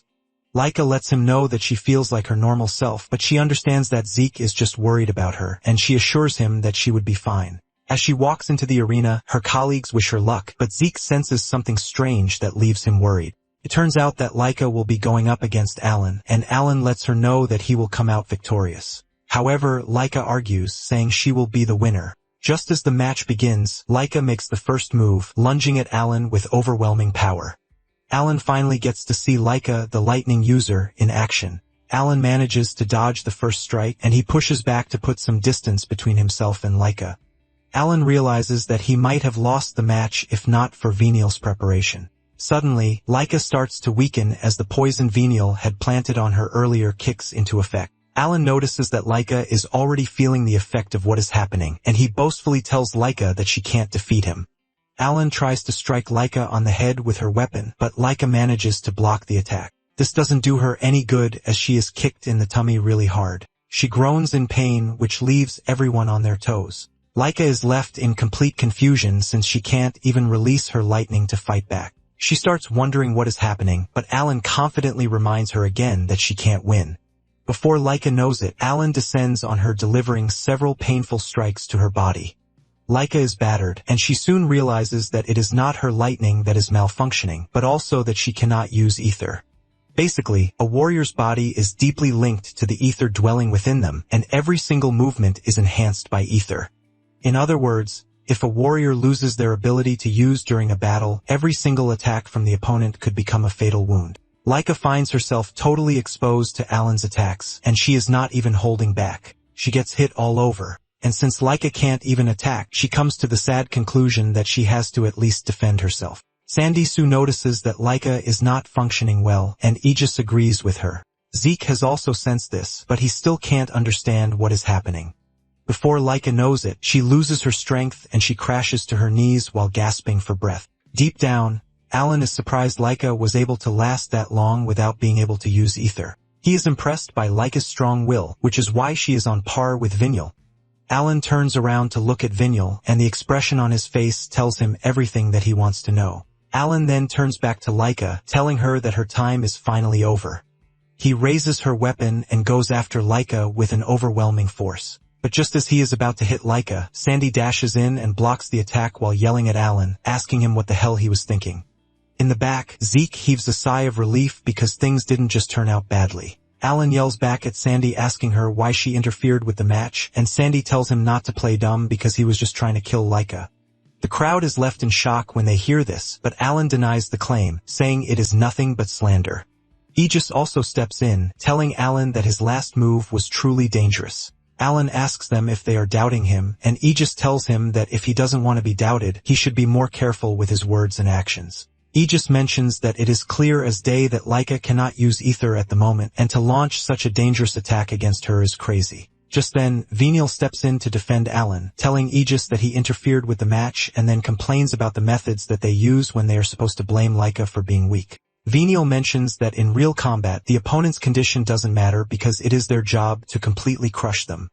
He mentions that he and his people from the West Hall are fighting under the assumption that it is a real battle. Sandy yells at them, telling them that there is a limit to everything because the match isn't a fight to the death. Vanille scornfully tells her that she is soft, which is why she lost. Sandy almost bursts out in anger when she hears this, and Vanille tells her that they are operating like they are in a real fight. Vanille confidently says they are even holding back, so they have no intention of killing Laika. However, he indirectly tells them that something inside Laika must have broken. Sandy almost goes crazy, but an overwhelming aura immediately hits the arena, and it turns out to be the referee stepping in to quench the fire. He asked them when he gave them permission to start chatting, and Sandy protests, telling the man that Alan launched a dangerous attack on Laika. The instructor basically tells her to shut her mouth, saying those who have lost have no right to speak. The man mentions that he is the sole decider of whether the match continues or not, and Aegis apologizes for butting in. The referee then declares the match over, crowning the West Hall as the winners of the match. He then mentions that everyone except those participating in the next match should leave the arena. Aegis carries Laika, and he tells her to take her sword. Langus and the others are worried, but Sandy tells them that she will be fine because she has already given her a recovery potion. However, it is going to take some time for her to recover, so they will be taking her to the infirmary. As they walk past, Zeke thanks them and apologizes for the inconvenience, but Aegis tells him not to mention it while saying he could see that he was also ready to step in. Sandy then talks about how weird the whole thing is because Alan might be strong, but he shouldn't be strong enough to overwhelm Laika the way he did. Aegis tells Sandy that things have been weird since the first match, which was Lila's match. He is pretty sure that Venial and his people have something going for them, and he can only wish that Zeke would stay safe. Zeke assures them that he would be fine, and he confidently steps into the ring. Venial enters the ring talking all big while telling Zeke that he has no chance at defeating him. Zeke ignores him and starts stretching for what is about to happen. Venial loses his mind when Zeke basically ignores him, and he is still talking about how much he is going to beat Zeke when Zeke reaches him and punches him in the mouth. Just one strike from him sends Venial crashing into the wall, leaving a big impact that scares everyone. Even the instructor is left in shock, and Zeke berates Venial for being so weak even though he is the loudest. Zeke stares down on him like psychopath, telling him that he is there to give him the real combat that he was looking for. Vinil's comrades scream in fear as Vinil is sent flying into a wall. When the dust finally clears off, Vinil is bleeding all over, but he can still stand. He wonders how Zeke was able to survive his counterattack unscathed. Zeke, on the other hand, has noticed that he is trying to use wind magic, and he asks him if this is the technique that his great house uses. Zeke lets this go and casually asks him how he is feeling after tasting real battle. However, Zeke lets him know that he was even holding back. Venial is still screaming at him when Zeke appears behind him, punching him in the back of the head. Venial is knocked to the ground again while wondering what is actually wrong. He wonders how he is getting beaten around by Zeke. And while he is in the middle of this thought, Zeke appears before him again, punching him in the chest for getting carried away during a match.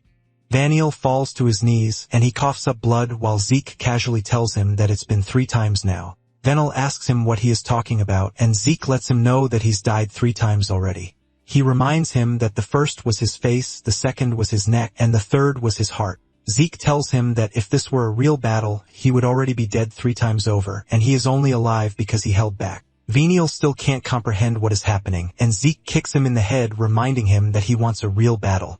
Venial tumbles in the dust as if he doesn't even have any strength left. Sandy is left in shock, and she concludes that what they are watching is not a freaking fight. Aegis realizes that with everything he's seen so far, Zeke was just messing around with him. He believes that Zeke considered it an exhibition match because when it comes to a real battle, Zeke is a freaking monster. Back in the arena, Zeke stares down on Venial while asking him if he's finally understood how real battle works. With Venial's face in the dust, Zeke reminds him that he was the one who said it is important to crush one's enemies thoroughly. Zeke admits that Venial and his friends are most likely going to become excellent warriors. Venial starts struggling to get back up, and Zeke lets him know that the whole situation cannot even be compared to a real battlefield because there are instructors watching with recovery potions at hand. He tells Venial that his idea of a real battle in the arena is pretty naive. Zeke scolds him, telling him that he is only trying to look away from his own weaknesses. Venial gets mad, and he yells at Zeke, telling him to shut his mouth. Angered, his wind magic leaks out, taking over the arena, leaving everyone in shock. Venial is pissed that a lowlife like Zeke is trying to preach to him, and Zeke just smiles at him because he believes that he is only going through a rebellious stage. Zeke confidently tells Venial to go all out against him since he is his opponent. Venial loses it, screaming at Zeke and telling him to shut his mouth and stop acting like he knows everything. He unleashes his overwhelming wind magic, hoping to catch Zeke even if it is just once. The spectators are left in complete awe because of how intense the fight has gotten. Someone mentions that what they are looking at is the wind aura of the Fafnir family, one of the 4 great houses. Their aura is imbued with the power of wind, which is invisible, so one can't see it with the naked eye. Sandy hears this and mentions that it suits the family pretty well because they are a bunch of sneaky brats. Aegis tries to calm her down, telling her not to say such, but admits that it is pretty troublesome.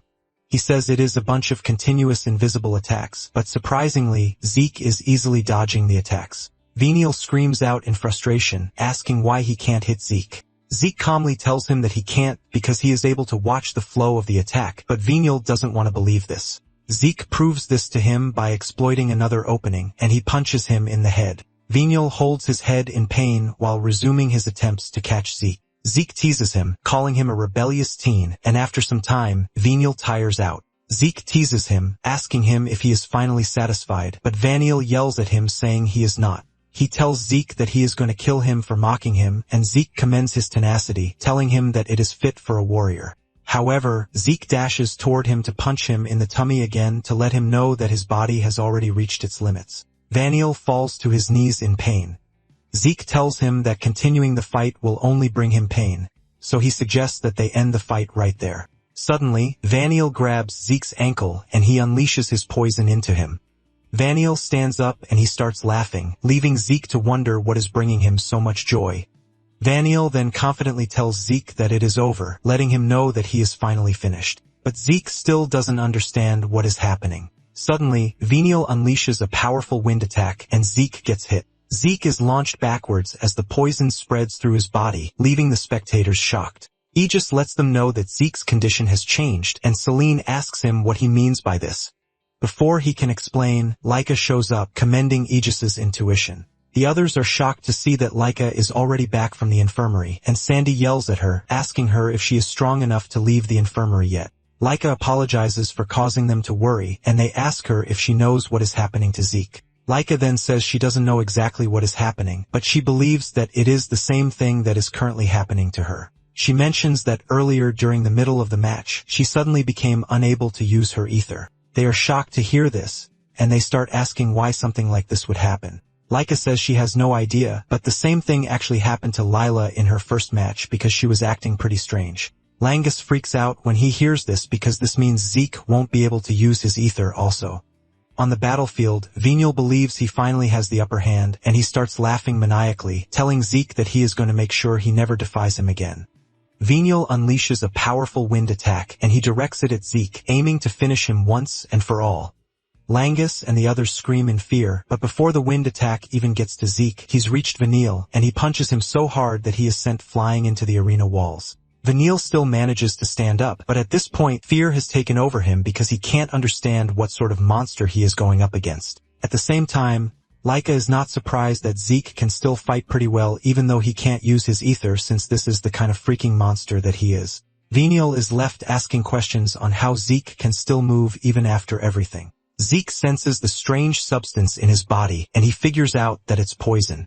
But this freaks Venial out because he can't believe that Zeke was able to identify what hit him. This is basically a poison that should be undetectable, and Zeke tells Venial that he now understands the reason why those who fought him were easily defeated. Basically, this is a poison that only takes effect when ether is activated, and he commends Venial for being pretty skilled because the poison was able to hide from him until he eventually activated his ether. Venial is left in total confusion because the poison should have sealed his ether, and he somehow managed to unleash a strike against him. Zeke lets him know that poisons are meaningless against his well-trained body. In addition, he is disappointed that he thinks the strongest like him would waver just because his was sealed. Venial crashes out because Zeke called his ether-slaying poison a meaningless substance, and Zeke is surprised to hear that he was the one who created it. Zeke figures out that the poison is harmless to Venial himself, so it basically flows through his to affect others. Zeke commends him for being able to create such a revolutionary poison, revealing that it is quite admirable. However, Zeke does the unthinkable and detoxifies himself just by breathing out to let Venial know that such tricks don't work on him. Venial cannot believe his eyes when he sees this, and Zeke tells him that the poison was interesting, but it is certainly not enough because in the end, it all comes down to one's own power. Zeke tells him that the fact that he is relying on poison shows how much he still has to learn.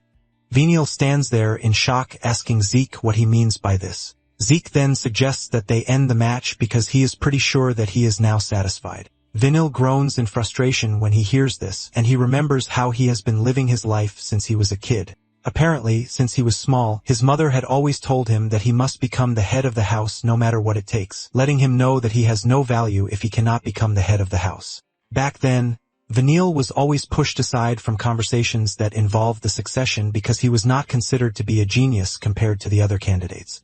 Venial was just an ordinary dude, and no matter how much he tried, he only got knocked down thanks to his lack of talent. He couldn't even compete with the youngest, which is Laika, not to mention the other two older candidates.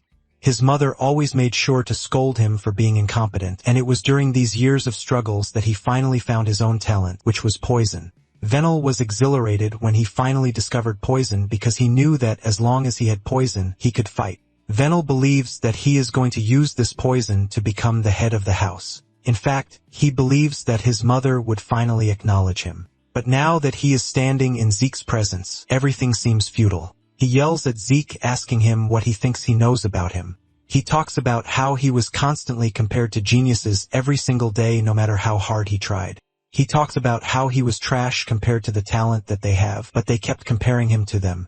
Because of this, Venial has decided that no matter what it takes, he has to struggle. Venial angrily lunges towards Zeke, but Zeke blocks his attack and grabs his arm. It turns out that Venial only wanted to get close to Zeke, as he uses the opportunity to unleash a more deadly poison that is infused with his wind attack. Even the spectators are left in complete shock, but Venial doesn't mind because he is ready to do anything as long as he wins. Venial mentions that he is shit when it comes to combat, but for poison, he does have the talent. Venial laughs evilly at Zeke, talking about how he won't lose as long as he has poison. It turns out that Venial was holding back from using this particular poison, but at this point he's realized that he has no choice. It is a form of poison needles and a deadly smoke that even he who created it finds so hard to detoxify. Even though he knows he is going to breathe in some of the poison, he doesn't mind because he is willing to go that far just to make sure he wins. Suddenly, everything becomes clear to him, leaving him completely shocked. Zeke is still holding onto his arm, and he has grabbed the poison needles with his mouth. In fact, he looks just fine, and Zeke teases him, asking him if what he just did is his last move. Venial freaks out, and he crashes to the ground in fear, leaving him to start asking questions like what type of person Zeke really is. He closes his eyes, waiting for the finishing blow, but Zeke grabs him, telling him to listen to what he is about to say. Zeke lets him know that he is missing an important point, and Venial asks what it is. Zeke tells him that to become strong, talent in martial arts or even talent in manipulating ether does not matter. He lets him know that the only thing that matters is his thirst to win because that craving alone is what leads to true strength. Zeke also berates him for saying he has no talent for martial arts, telling him that it is pure nonsense. He tells him that the only problem is that his weapon doesn't suit him. He tells him that the iron fan he is using doesn't fit him, and he mentions that something with a slightly longer handle would do. Zeke says an umbrella should do the job, but Venial is left in complete confusion because he has no idea how he is supposed to wield an umbrella. Zeke lets him know that he is not joking because the weapon might be rare, but just like the iron fan that Venial wields, the umbrella has its own long history. Basically, Zeke believes that everything and anything in the world can be used as a weapon. Venial is left thinking hard about what he just heard. Zeke slaps him on the head, telling him that he is lamenting about his lack of talent for battle. But considering the actual battlefield, Zeke believes that he is even more of a warrior than anyone. Venial is shocked to hear this, and Zeke tells him that just as he said, anything goes on the battlefield as long as he wins. Zeke tells him that he cannot protect anything if he holds on to things like warrior's pride, so he must use every means possible to win and protect what is precious. Zeke tells him that this is basically why his way of thinking is not actually wrong. However, the only place where he is wrong is where he is applying the said thinking. Just then, Zeke tells Venial to come to him, assuring him that he is going to make him as strong as he wants to be. Venial looks at Zeke like he is some deranged fella saying trash. Zeke points out the fact that he is stronger than him, and he assures him that under his guidance, he won't have to lament over things as small as talent because he is going to be the one to forge him. Hearing all of this, Venial is left completely confused, but suddenly, Zeke reminds him that they are still in the middle of a match. Zeke proceeds to deliver the final blow by landing an uppercut that sends Venial into the air. And knowing fully well that he is going to pass out, he tells him to come and find him when he wakes up. Once Venial is completely knocked out, the instructor ends the match. The instructor is left totally in shock at how Zeke was able to detoxify the poison in a split second. He declares East Hall as the winner of the competition, and Langus and his comrades roar for joy. Even Aegis and his guys clap for them because they deserve the win. With the competition over, the selection matches were also concluded. After this, Zeke and everyone who participated in the match were called to dinner with the instructor so he could explain their special mission to the other representatives from the other two halls are surprised that they are also invited to dinner when the East Hall was only for the winner. Aegis also has no idea and says this might be what they want to explain to them. While they are still waiting for the instructor, Zeke is already digging into the food that was served. Everyone stares at him as he eats with his two hands, and he urges them to eat too because the food might get cold. Laika asks him how he is so calm in such a situation, asking him if he is not worried about what they are about to tell them. Moments later, the instructor walks in, apologizing for keeping all of them waiting. He lets them know that they are free to enjoy their meal even though Zeke is already fattening himself up with the delicacies. He then tells the others to be like Zeke and enjoy the food that was provided. He tells them that this is a meal that is meant to reward them for their hard work during the selection matches. Once everyone has settled down, he tells them that it is time for him to explain the special mission. Aegis raises his hand, asking him if it is okay for the losing halls to listen as well, and the instructor tells him that there is no issue with this. In fact, he mentions that there is a possibility that Aegis would be participating in the mission. The instructor then proceeds to reveal that some days ago, a special rift was discovered within the Eldragon estate, and this immediately catches their attention, including Zeke, who is still tearing into a chicken leg. He remembers reading about the rift at the Dragon Hall. The instructor says he is pretty sure that they have some prior knowledge regarding rifts, but they definitely don't know about special rifts. He mentions that special rifts are the type that cannot be cleared by conventional means, and Laika asks him what he means by this. The instructor says this particular rift has a specific restriction, and the restriction is that only 7 people of 3-star rank or below can enter. If anyone who is 4-star or higher or even more than the specified number tries to enter, they will be forcibly removed. He mentions that unless the conditions are met, even the family head cannot enter a special rift. This basically means they have to follow the conditions to be able to clear it. He mentions that it is not a secret that there are 3-star warriors among the Eldragon soldiers, but they are currently short-staffed thanks to the recent surge in rift appearances. This is basically why the responsibility has fallen to them. In addition, in this special rift, there is a high chance that magic water exists, which is necessary for awakening mana. The moment they hear this, they become even more attentive and curious. Apparently, by consuming magic water, one becomes able to convert ether into mana, which is essential for obtaining a body that is capable of using magic. Zeke hears this, and his eyes glow brightly because he's always wanted this. The instructor reminds them that the world is currently being ruled by the 8 great families, which includes their Eldragon family. However, the Eldragon family is the only family that lacks a magic spring from which magic water flows. To put it simply, the mission is to clear the special rift and recover the magic water. It is a very important mission where failure is not an option, but there is another issue. He lets them know that where the rift appeared is adjacent to the Cerberus family, which is one of the 8 great families. He lets them know that there is a possibility that they want the rift for themselves too. With this in mind, they held the selection matches to choose the most capable 3-star ranks and below. Upon hearing this, Aegis assumes that the 7 winning members from the East Wing will be the ones to clear the rift. However, the instructor lets him know that the East Wing might have won, but this automatically doesn't mean that the 7 will automatically be the recovery team. Because of this, he tells them that the East Wing, being the leader, will be the one to form a recovery team. He mentions that the reason they had everyone fight regardless of victory or defeat was to share everyone's strength and martial characteristics to serve as a basis for forming the recovery team.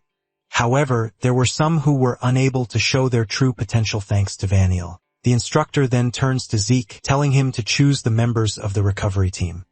Zeke is shocked when he hears this, and he asks why it has to be him. The instructor then reminds him that he is the representative of the East Wing, and Zeke argues that he never planned to be the representative. Zeke then points to Laika, telling her to decide, but he lets her know that he has to be on the team. Laika is surprised, and she asks Zeke if he is sure about this. Zeke tells her that if he chooses the team, he is just going to choose himself. Laika freaks out in shock, but knows that this is actually the truth. In addition, Zeke believes that it is good for Laika to know how to judge people with her own eyes if she is aiming to become the head of the house. Zeke then turns to the instructor, asking him if it is fine to hand over the role of representative to Laika, and the man says he doesn't mind. However, he lets Zeke know that leading the recovery team would put him one step closer to becoming the next family head. Zeke cuts in telling the dude that he is not interested in becoming the family head, shocking everyone in the room. They start asking him if he is serious, and Laika lets them know that Zeke is actually serious. Zeke reminds them that it is his business to focus on whatever he believes is valuable to him. Aegis mentions that he is not wrong, but at the same time, if he becomes the family head, he would have everything in the Eldragon family in his hands. Zeke confidently tells them that he doesn't need any of this because there is only one thing that he seeks, and this is the pinnacle of martial arts. This leaves everyone in the room speechless, and Zeke tells Laika not to worry about him, telling Laika to go ahead and choose whoever she wants to take with her. Laika acknowledges this, and she stands up to make her pick. Meanwhile, at the Cerberus family, the family head, a cold-looking dude with a big cigar and shades on, just learned that a special rift has opened in the fertile forest, and the Eldragon family, whom he calls lizards, are already moving in. The family head is pissed that he is just getting the information at that moment, and his attendant apologizes in fear, telling him that he is sorry. He reveals that they were misled by the Eldragon family, which is why the discovery of the rift was delayed. The head of the Cerberus family asks if there is something interesting about the special rift, and his butler tells him that there is a high chance of magic water being in the rift. Upon hearing this, he realizes why the Eldragon family would want to recover it at all costs. He then asks for the conditions for the special rift, and the attendant reveals that it is up to 7 people of 3-star rank or below. Family head realizes that this is not a difficult condition, but it appears that the Eldragon family has made the first move. He figures out that the Eldragon family is going to take all the slots. His attendant lets him know that the Eldragon family doesn't have enough soldiers to spare, but there is information that they are sending brats that they are currently training as soldiers. The family head is surprised that they are planning to clear the rift with a bunch of kids who are not even foot soldiers yet. The attendant confirms this and asks if they should also form a team of 3-star ranks and below immediately. The family head lets him know that it is already too late to form one now, but if it is kids clearing the special rift, he is pretty sure that Balza's heir would be among them. He then asks his attendant how many bracelets of deception they have left, and the dude reveals that they have 4 left. The family head then gives him a strict order, telling him that he doesn't care if they exhaust all the deception bracelets as long as they wipe out the kids trying to clear the rift. The attendant fearfully asks him if this is alright because they don't know when they will get more bracelets of deception. The family head then tells him that if they hoard them, they are just going to rot in the warehouse, so it is more sensible to use them all for the mission. In addition, the family head is curious to see how broken Balza is going to be when his child is killed. He smiles evilly because he believes that it would be so much fun. Back in the Eldragon territory, after Laika has chosen those she wants on the mission, Zeke takes the rest of his colleagues to the training ground. He tells them that he wants them to be stronger than before, and he mentions that Rick and Merlin will be on basic training just like Langus and the others. They are to run every day and build their muscles. He mentions that by solidifying their foundation, they will be able to handle more powerful martial arts. Rick and Merlin are already shitting their pants because they know that they are about to go through some hellish training. After he is done telling Rick and Merlin what to do, Zeke unveils a regeneration stone that the instructor prepared for them, which he wants Raymond to use. Apparently, Zeke believes it would be perfect to have after he remembers the properties of the stone. Apparently, the stone reflects any impact it receives hundreds of times over. He mentions that it is an object that cannot be broken without using ether. However, he tells them that he is going to punch it without using ether. The others are surprised when they hear this, and Zeke goes ahead to punch the stone normally as promised. However, he was able to block the massive recoil from not using ether with the shield he is holding.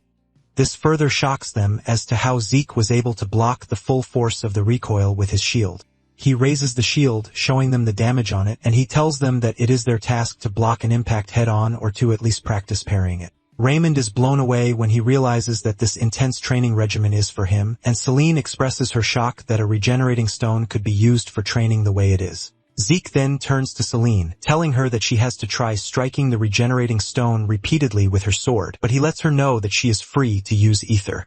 However, he urges her not to let her strike scatter and just focus on a single point. Celine acknowledges this and proceeds with the order given to her. However, by the time she is done, she's hit multiple spots already, and Zeke uses this to explain to her that focusing on a single point isn't as easy as it sounds. Celine agrees with him, and Zeke tells her that it is her task to train until she can reliably hit a single spot. Zeke proceeds to show Celine what he is trying to tell her, and she is blown away when she sees Zeke shatter the rock by putting all of his strikes into a particular spot. Zeke explains to her that her swordsmanship tends to prioritize the number of strikes, but it would be wise for her to learn how to value and aim each individual blow. Celine gladly accepts the training schedule, and Zeke turns his attention to Langus. Langus is already shaking because he has no idea what Zeke is going to make him do this time around. Zeke whips out a feather, and he lets it float using Wenkwei. Langus is shocked when he sees this because he definitely recognizes Vanille's technique, and Raymond asks him when he has been able to use Vanille's technique. Zeke mentions that it was after his fight with Vanille, revealing that he has been able to use it since he was hit by his wind key. Langus is left in shock when he hears this, and Zeke tells Langus that his task is to surrender himself to the flow of the feather. Zeke shows him an example of what he is talking about, and Langus is completely shocked to see him control a feather that is so light. Langus asks him what he means by surrendering himself, and Zeke tells him that it is not about following the flow or catching it, but he must make sure that he simply surrenders himself to it. Zeke shows an example of what he is talking about by using a spear to follow the flow of the feather as it floats in the air, and Zeke tells him that once he is able to master it, he will be able to create the flow himself. Langus is completely overwhelmed by what he just heard, thinking about how much his next couple of weeks are about to become totally unbearable. Laika shows up, telling Zeke that it is time for them to go so as not to be late. Zeke throws Langus his spear, and as he runs off, he urges every one of them to train hard on the assignments he's given them. Langus burst into tears as he didn't believe he had a chance whatsoever, but Rick pats him on the shoulder, telling him that they just have to do their best. While walking over to meet the rest of the recovery team, Laika scolds Zeke for running off, and he apologizes, revealing that he was just giving Langus and the others their training tasks since he won't be around for a while. Nonetheless, Zeke is curious to see how everything is going to turn out because Laika chose the most interesting team, and Laika assures him that they are going to be fine. Laika tells Zeke that the team she's picked is what she believes to be the best. The two then rejoin the other five, Sandy, Aegis, Lila, Alan, and Venial, who are already waiting for them. The tension among them looks terrible, but Laika leads the line, telling them to follow her. After their departure, the instructor heads to Balza's office to inform him that the recovery team has left. In addition, he lets Balza know that they have received reports that the wild dogs have sniffed out the existence of the special rift. Balza is surprised that they learned of this faster than he expected, but he is pretty sure that by the time they arrive, the recovery team will have entered the rift. Balza's attendant agrees with him, but lets him know that he is concerned about something.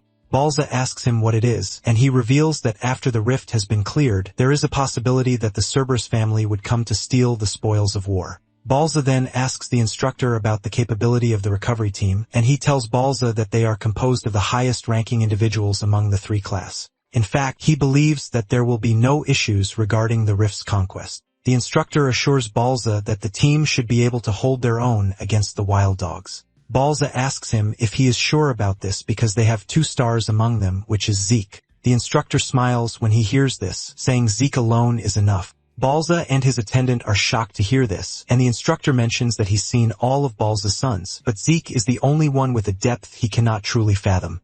The attendant reminds the dude that Zeke is just 2 stars, but he lets him know that Zeke has made him realize that the number of stars doesn't represent the true strength. The attendant is surprised to hear the instructor praising Zeke this much, and the instructor proceeds to say the first time he saw Zeke's martial arts, he felt the same sensation as when he first laid his eyes on Balza's dragon-slaying combat arts. Balza and his attendant are completely shocked when they hear this because the dragon-slaying combat arts are a secret martial art that is passed down through generations only to the heads of the Eldragon family.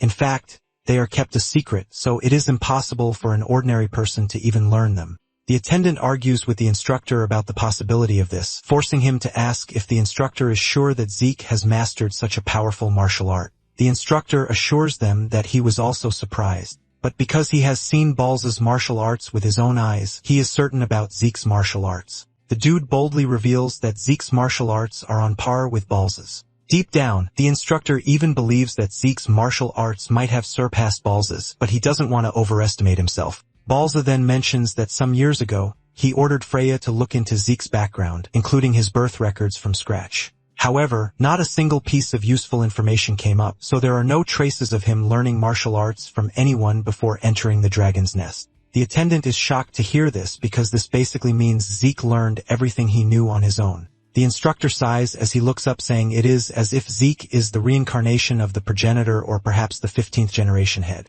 Balza is shocked to hear the dude talk about a possible event of reincarnation. Balza smiles and says, if Zeke really possesses the strength they believe he does, then the Cerberus family wild dogs have nothing on the recovery team. 1 week later, Freya is seen at the entrance of the rift with other warriors, and she asks for the vice commander of the Black Dragon Corps, but it appears that the dude has run off already. Freya sighs in frustration since the dude promised to send them more personnel, which leaves her wondering if he is doing just fine. Moments later, Laika and her team arrive, and the first thing Zeke does is argue with her that they should have run all the way at full speed. Laika tells him that there is no point wasting their stamina before the mission, and just then, Laika spots Freya. She is surprised, and she demands to know why she is there. Freya reveals that she is currently on a mission, so they shouldn't call her an instructor. Freya mentions that the reason she is there is to guard the area, which is a special territory. She reveals that some special rifts affect even the outside world, which is why it is important to form a territory outside. Seeing the energy oozing out of the rift, Zeke remembers the boar he fought years back and realizes that it must have been affected by the rift. Zeke then asks Freya why they have to guard the special territory, and she reveals that it is for the sole purpose of keeping the Cerberus family in check and obstructing them. Laika asks what this means, and Freya reveals that if they conquer the rift and obtain the magic water, the military strength of the Eldragon family will increase. So there is no way the Cerberus family is going to sit around and allow this to happen. She mentions that they are also there to clean up monsters that have been ejected from the special territory, and Zeke asks her to clarify what she means by ejected. Freya reminds them that the entry limit for the special rift is 7 people of 3-star rank. She proceeds to show them what this means by trying to push her hand into the rift but is slapped off by the rift's force.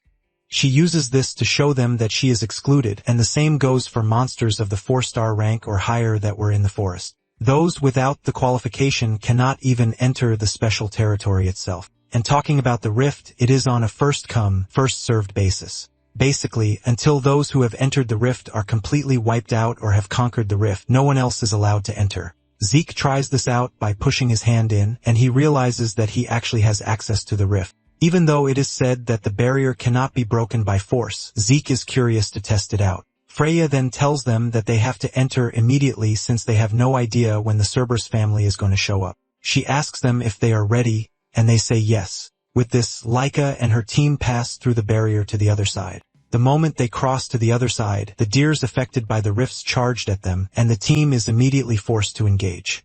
Instead of his usual iron fan, Vanille whips out a staff, and using this, he takes down the deer.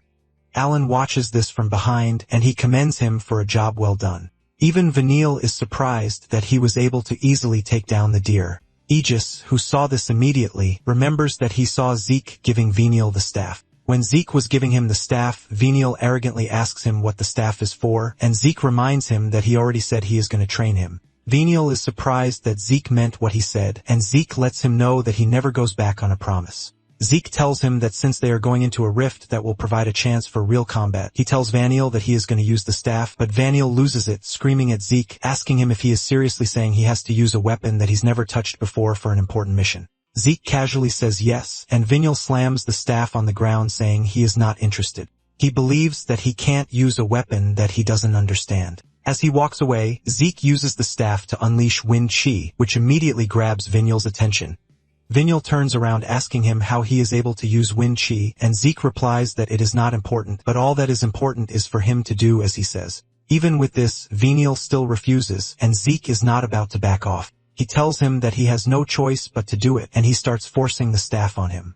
Venial even tries to run off, but Zeke pins him down, telling him that he must accept the staff. After struggling so much and being totally exhausted, Venial has no choice but to take the staff. He then reminds Zeke that during the selection matches he was going on and on about an umbrella, and Zeke tells him that he is not giving him an umbrella because he couldn't find one. However, the staff he has given him is a good substitute for an umbrella. Zeke tells him that they are going to conduct a training on this, but Venial argues, saying he has never heard of martial arts that involve umbrellas or staves. Venial says since he doesn't have the foundation for it, he has no idea how he is supposed to train from that moment up until the mission. Zeke laughs out loud, telling him that he doesn't have to worry about this because he has created a martial art that is tailored specifically for him.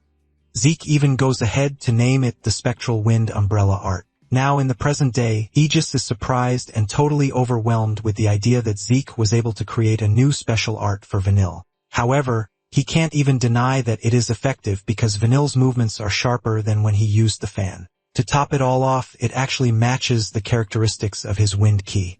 This leaves Aegis wondering if Zeke was actually able to create a martial art that is solely for Vinyl. Moments later, Zeke commends Vinyl's movements and strikes, and Vinyl almost tears his own head off. Alan then asks if Zeke was truly the one who created Vinyl's martial arts, and Vinyl says yes. Alan is left speechless, leaving him to ask who exactly in the world Zeke is. Even Vinyl cannot answer this question because Zeke is just too complicated for them to understand. Just then, Zeke turns his attention to Lila, and Lila asks him if it is true that he created a martial art.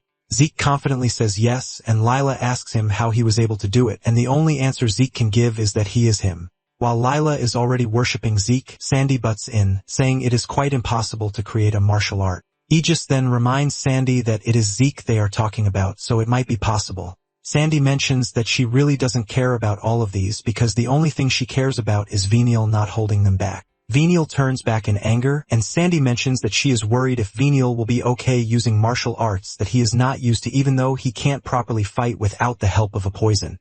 The atmosphere immediately lights up in flames as the two groups start arguing with each other, with Alan supporting his master. Sandy taunts Alan, telling him to do something about it if he is pissed. Realizing that the situation is about to escalate, Aegis comes in, urging them to calm down, reminding them that they are on a special rift mission.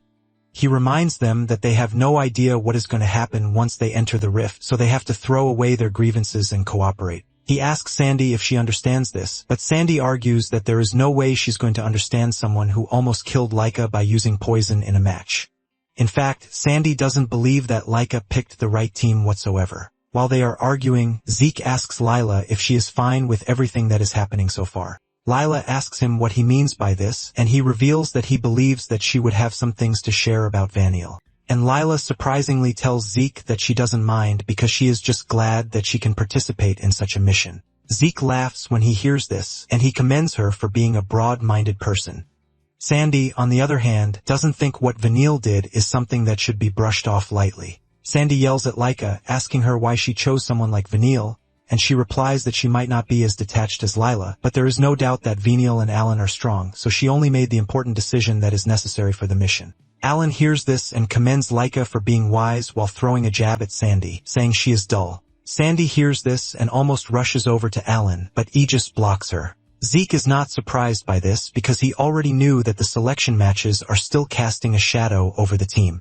With this, he fears that the team won't trust each other. Zeke can also see that Vinyl has his own thoughts, but it appears that he hasn't reached a resolution on the matter. Nonetheless, he is worried that such a mismatched team is extremely dangerous. However, he knows that things are going to be better if they can acknowledge each other's nature and become comrades worthy of entrusting their lives to. Moments later, they arrive at the entrance of the rift, and Zeke is left in awe because this is the first time he's seen a literal crack in a space. Laika urges everyone to stay sharp as they are about to enter the rift since they have no idea what they are going to come across. Zeke is the most excited, and suddenly, he senses the wild dogs entering the special territory. His eyes burn brightly, showing signs of caution. And when Lila notices that he is acting strangely, she asks him what is wrong, and he replies that it is nothing. So he suggests that they head out quickly. The moment they step into the rift, they find themselves falling from the sky, and they start screaming out of their lungs. Realizing that everyone is freaking out, Laika urges them to calm down, telling them that their priority is to make sure that they land safely. They are in the middle of this when a fluffy bird suddenly snatches Zeke away. Laika freaks out, and she starts yelling after Zeke, but Agos tells her to forget about Zeke because landing is the most important thing at the moment since the forest is already close. This leaves them asking themselves what they are supposed to do and realizing that the others can't even help themselves. Vinyl decides to help out. He activates his wind technique, and Alan supports him to provide a whirlwind brace to help reduce their descent speed. Aegis manages to grab onto a tree branch while Vinyl and Alan slowly land. The same cannot be said for the other three who land hard on the ground, and Sandy yells at Vinyl, telling him that he should have landed them better than he did. Vinyl turns his face away, saying this is none of his problem. Aegis steps in, telling Sandy to chill out because they are still in one piece thanks to Vinyl and Alan. Lila agrees with him, saying it might have hurt, but they actually managed. Aegis looks into the sky and realizes that the rift is not messing around because the moment they stepped in, they were already in trouble. Aegis suggests that they take some recovery potions because they have no idea what will happen next. Laika gets up, and she thanks Vinyl and Alan for saving their lives. Vinyl is shocked that they are being thanked, and he tries to act like he doesn't care by saying he only helped because he thought it would be a big problem if their fighting force decreased, causing the mission to fail. Sandy berates Vinyl, telling him that he could have accepted the thanks gracefully. Alan gulps down a bottle of recovery potion, and he asks what they should do at this point since Zeke has been carried off to somewhere else. Vinyl replies, telling Alan not to worry about Zeke, and Lila cuts in asking Vinyl if he is worried about Zeke. Vinyl tries to cover up his emotions by screaming, saying he doesn't care. Sandy teases him, telling him that he is not even honest with himself, and Aegis mentions that Vinyl is right about the fact that they are not supposed to worry about Zeke. Sandy yells at Aegis for agreeing with Vinyl, but Laika cuts in, saying Aegis is right. She is pretty sure that Zeke is going to be fine on his own, and they might actually be the ones in trouble. Sandy is surprised, and she asks them who they think Zeke is. Those who have seen Zeke in action before immediately come to one conclusion. Zeke is a monster. Aegis then tells the others that they will regroup with him later, but the problem is that he has no idea which way they are supposed to go. The shy Lila then speaks up, revealing that she saw a pillar of light in the distance when they were falling. Alan reveals that he saw this too, but because they were falling, he doesn't think anyone would know the direction. Lila casually points in the direction of the light, and Alan asks her if she confirmed the direction of the light when they were falling. She says yes, revealing that she checked the surroundings, and Laika commends her thoughtfulness. Laika mentions that the bird that took Zeke was also going in the light's direction. She suggests that they head toward the pillar of light while keeping in mind that they are going to reunite with Zeke. She is pretty sure that there is no way Zeke would ignore a light like that, and those who truly know him agree with Laika. On the other hand, Zeke is enjoying his ride because he believes that it is a good experience to have been snatched off by a bird. He thinks about Laika and the others, but he believes that they are going to manage. And just as they are about to reach the pillar of light, the bird drops Zeke toward its nest. As he falls from the sky, he realizes that the bird's nest has 3 hatchlings waiting for food, and he finally realizes that he was snatched off with the purpose of getting eaten. However, Zeke, being Zeke, beats up the bird and its hatchlings for trying to eat him. This lets him know that he has found himself in such a weird world. Just then, he remembers that there are monsters called Chaos in the rift, but because of how adorable the bird is, he doesn't think it is one of the scary monsters. However, he notices that the bird is in a bad state, which isn't a result of the small beating that he gave it. He also notices that the bird appears to be starving, and just then he sees a bunch of flying monsters heading in their direction. Zeke is not surprised because he has sensed their presence for a while now. The bird spots the monsters and starts freaking out. The bug monsters are led by a big grasshopper, and the moment they arrive on the rock, the bird becomes even more terrified. It finally dawns on Zeke that the bird was being tracked by the bugs. He is completely surprised that an insect is bossing over a big bird, which shows how crazy the rift is. Seeing the dark aura oozing from their bodies, Zeke figures out that the insects are the chaos. He assesses the situation and figures out that the big bug is a 4-star monster, while the little ones are 3-star. The bird, on the other hand, has no way to protect itself or its hatchlings. Zeke is left asking himself what he should do in this type of situation. He thinks of running, but suddenly, the weak mother gets up to defend its nest. Even the young ones stand up for themselves, and this impresses Zeke, who praises their resolve. Since they are ready to fight, Zeke promises the birds that he is going to lend them a bit of his strength. Zeke turns his attention to the bugs and can sense the immense bloodlust coming from them. It is as if their only purpose is to kill, and he finally understands why they are chaos. One of the bugs lunges toward him, but he grabs it and smashes it in half. Seeing how Zeke ruthlessly takes out the bug, both the birds and the bugs are left in shock. After taking out the bug, Zeke angrily unleashes the dragon presence, which overshadows the entire area, scaring the bugs really hard. Zeke then tells them that if they turn back at that point, he is going to let them go, but refusal to do this will only result in their painful deaths. After witnessing what Zeke is capable of and managing to survive the dragon's presence, even the chaos has no choice but to turn around and leave. Zeke admits that the bugs are pretty creepy even as they leave, and even though he would have enjoyed fighting them, he decided to hold back. He also notices that unleashing the dragon presence in his current state is still exhausting. He turns around to see the birds focusing on the bug's corpse on the ground, and he tells the birds that they are free to have the corpse if they want. Without hesitation, the birds descend on the bug's corpse, and Zeke figures out that the mother bird must have gone to the forest to find food for its starving chicks, but they were attacked by the bugs, causing it to flee back to its nest. It was returning when it spotted Zeke falling from the sky, and it decided to catch him as food. Even though he almost became bird food, Zeke doesn't mind helping the birds. He notices that they are still hungry, and he suggests that they go hunting to satiate their hunger. In fact, he promises the poor bird that he is going to train it so it doesn't have to struggle for food again. Later on, the pack of bugs that Zeke allowed to leave falls prey to the team of wild dogs from the Cerberus family.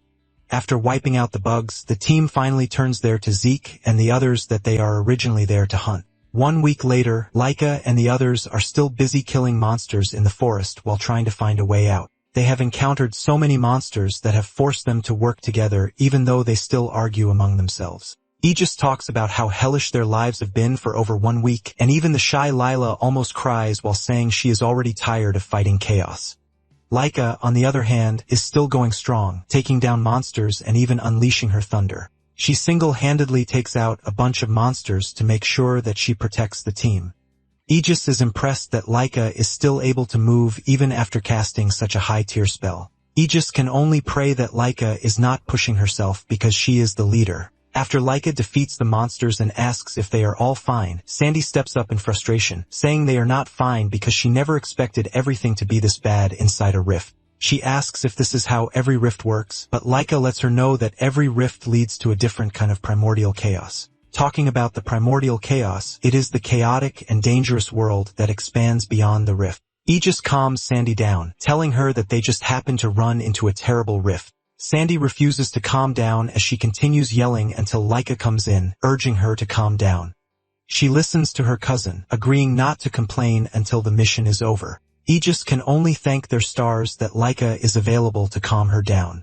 Aegis then says they have been in the forest for too long, and Venial lets them know that the flow of the wind just changed, which means that they must be close to the exit. Sandy asks him if he is sure about this, and Venial replies that he has no reason to lie because he is already tired of hearing her scream the entire week. Laika immediately orders that everyone sprint for the exit while they still can, and Sandy is the happiest girl on the planet when she finally sees the bright exit ahead because she is already tired of dealing with the annoying bugs. Upon stepping out of the forest, Sandy is expecting something pleasing, but she is struck with disappointment as they find themselves in a terrain covered with rocks.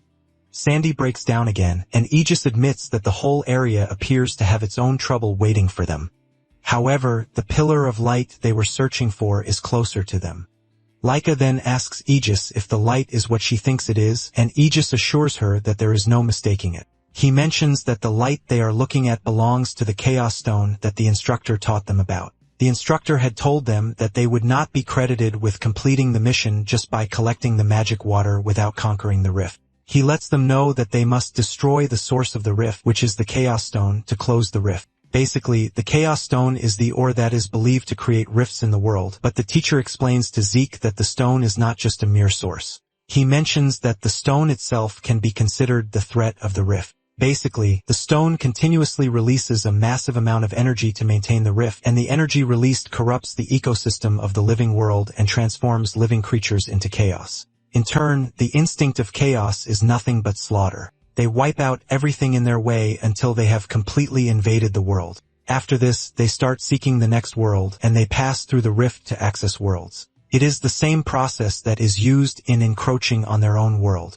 And after hearing this, Zeke admits that the Chaos Stone is pretty dangerous. Sandy expresses her concern about finding the Chaos Stone and the magic water at the same time, but Aegis told her that the magic water is always close to the Chaos Stone because it is clearly stated in their textbook. The teacher confirms this, telling them that their first mission would be to find the Chaos Stone. He mentions that the characteristics of Chaos Stones may vary wildly, but they all share the common trait of releasing tremendous energy. He lets them know that they are going to know this as soon as they get close. Now in the present day, Vanille figures out that they just have to head toward the source of light to find the Chaos Stone. Surprisingly, Sandy and her two most hated guys have not hurled insults at each other for a while. Aegis tries to maintain the calm atmosphere and mentions that it would be perfect if they could meet up with Zeke at the Chaos Stone. Laika agrees with Aegis, saying she hopes that Zeke has noticed the Chaos Stone. Vinyl screams at them, suggesting that they head to the Chaos Stone instead of worrying about Zeke, but Lila sees through him again, and she asks him if he is worried about Zeke. Vinyl yells at the girl, telling her to shut her mouth. As they navigate through the rocky terrain, Laika mentions her surprise that they have not encountered a single monster so far, and Lila says this is even better because she is already exhausted. Aegis, on the other hand, believes that something is truly weird because it said that there are powerful chaos monsters that always roam around the Chaos Stone. As they approach the stone, Laika tells the team to stay alert because the whole atmosphere feels eerie. Moments later, they arrive at where the stone is, and they are surprised that nothing had happened up until that point. Just by standing close to the huge stone, they can sense the overwhelming dark energy coming from it. Sandy then expresses her disappointment that they didn't get to face any monster, and suddenly, a shadow appears overhead. Laika alerts the rest of the team to this, and they quickly turn around to see something strange hit the ground, leaving a huge impact. When the dust finally clears, an excited Zeke emerges, greeting his estranged teammates. Seeing Zeke alive and well, Laika rushes over to meet him, and even Aegis expresses his relief that our guy is alive and kicking. Zeke mentions that it is wonderful to see them while saying that they all look lively, but Vinyl asks him what part of them looks like they are lively. They are in the middle of the meet and greet when Alan points to a huge scary dead monster in the distance, and Zeke casually reveals that he just killed it moments earlier. Sandy is left speechless when she sees the type of monster that Zeke handled by himself. Aegis asks Zeke if he really was the one who defeated the monster because it is the powerful chaos monster that they were told about. Zeke replies that the monster attacked him out of nowhere, so he had to kill it. It suddenly dawns on Laika that the reason they didn't run into any monsters on their way to the Chaos Stone is that Zeke had killed every one of them, and Zeke confirms this. Hearing this, the whole team unanimously agrees that Zeke is insane. Zeke then points to the stone saying he believes that it is the Chaos Stone, so he decided to wait for them. Aegis assures him that it is the Chaos Stone, and when he hears this, Zeke immediately jumps for joy because he has found the magic water. He points to the water under the stone, and Laika rushes over to check. They bring out bottles to take the water, and Zeke mentions that there is more of it than he expected. Aegis explains that one has to consume a certain amount of water to gain the effects of the magic water. Even with the water that they currently have, it might only be enough for a few people. Sandy is already tired, and she is not interested in whatever explanation that they have because she just wants to get the water and get out of there. The team starts to collect the water inside the bottles that have been prepared beforehand. In the process, Laika mentions that she heard that the magic attribute one can use is determined by the color of the water, but the one they are currently collecting is transparent, which makes it mysterious. Aegis agrees with her, but says he is pretty sure that it is still magic water. Vinyl and the others yell at them to stop arguing and just do what needs to be done. They are arguing about this when Zeke suddenly senses a strange presence. He immediately grabs Laika, pushing her to the ground. Out of nowhere, a magic blast hits the wall beside them, and Laika realizes that Zeke just saved her freaking life because she would have been toast. They look up to see the 3 wild dogs who have been hunting them. The leader of the team was the one who fired the magic blast with his hands, and he was impressed that they managed to dodge the blast. The team immediately gets into a defensive position. And while the others are scared that they are under attack, Zeke is excited because he has been waiting for them to show themselves for a while now.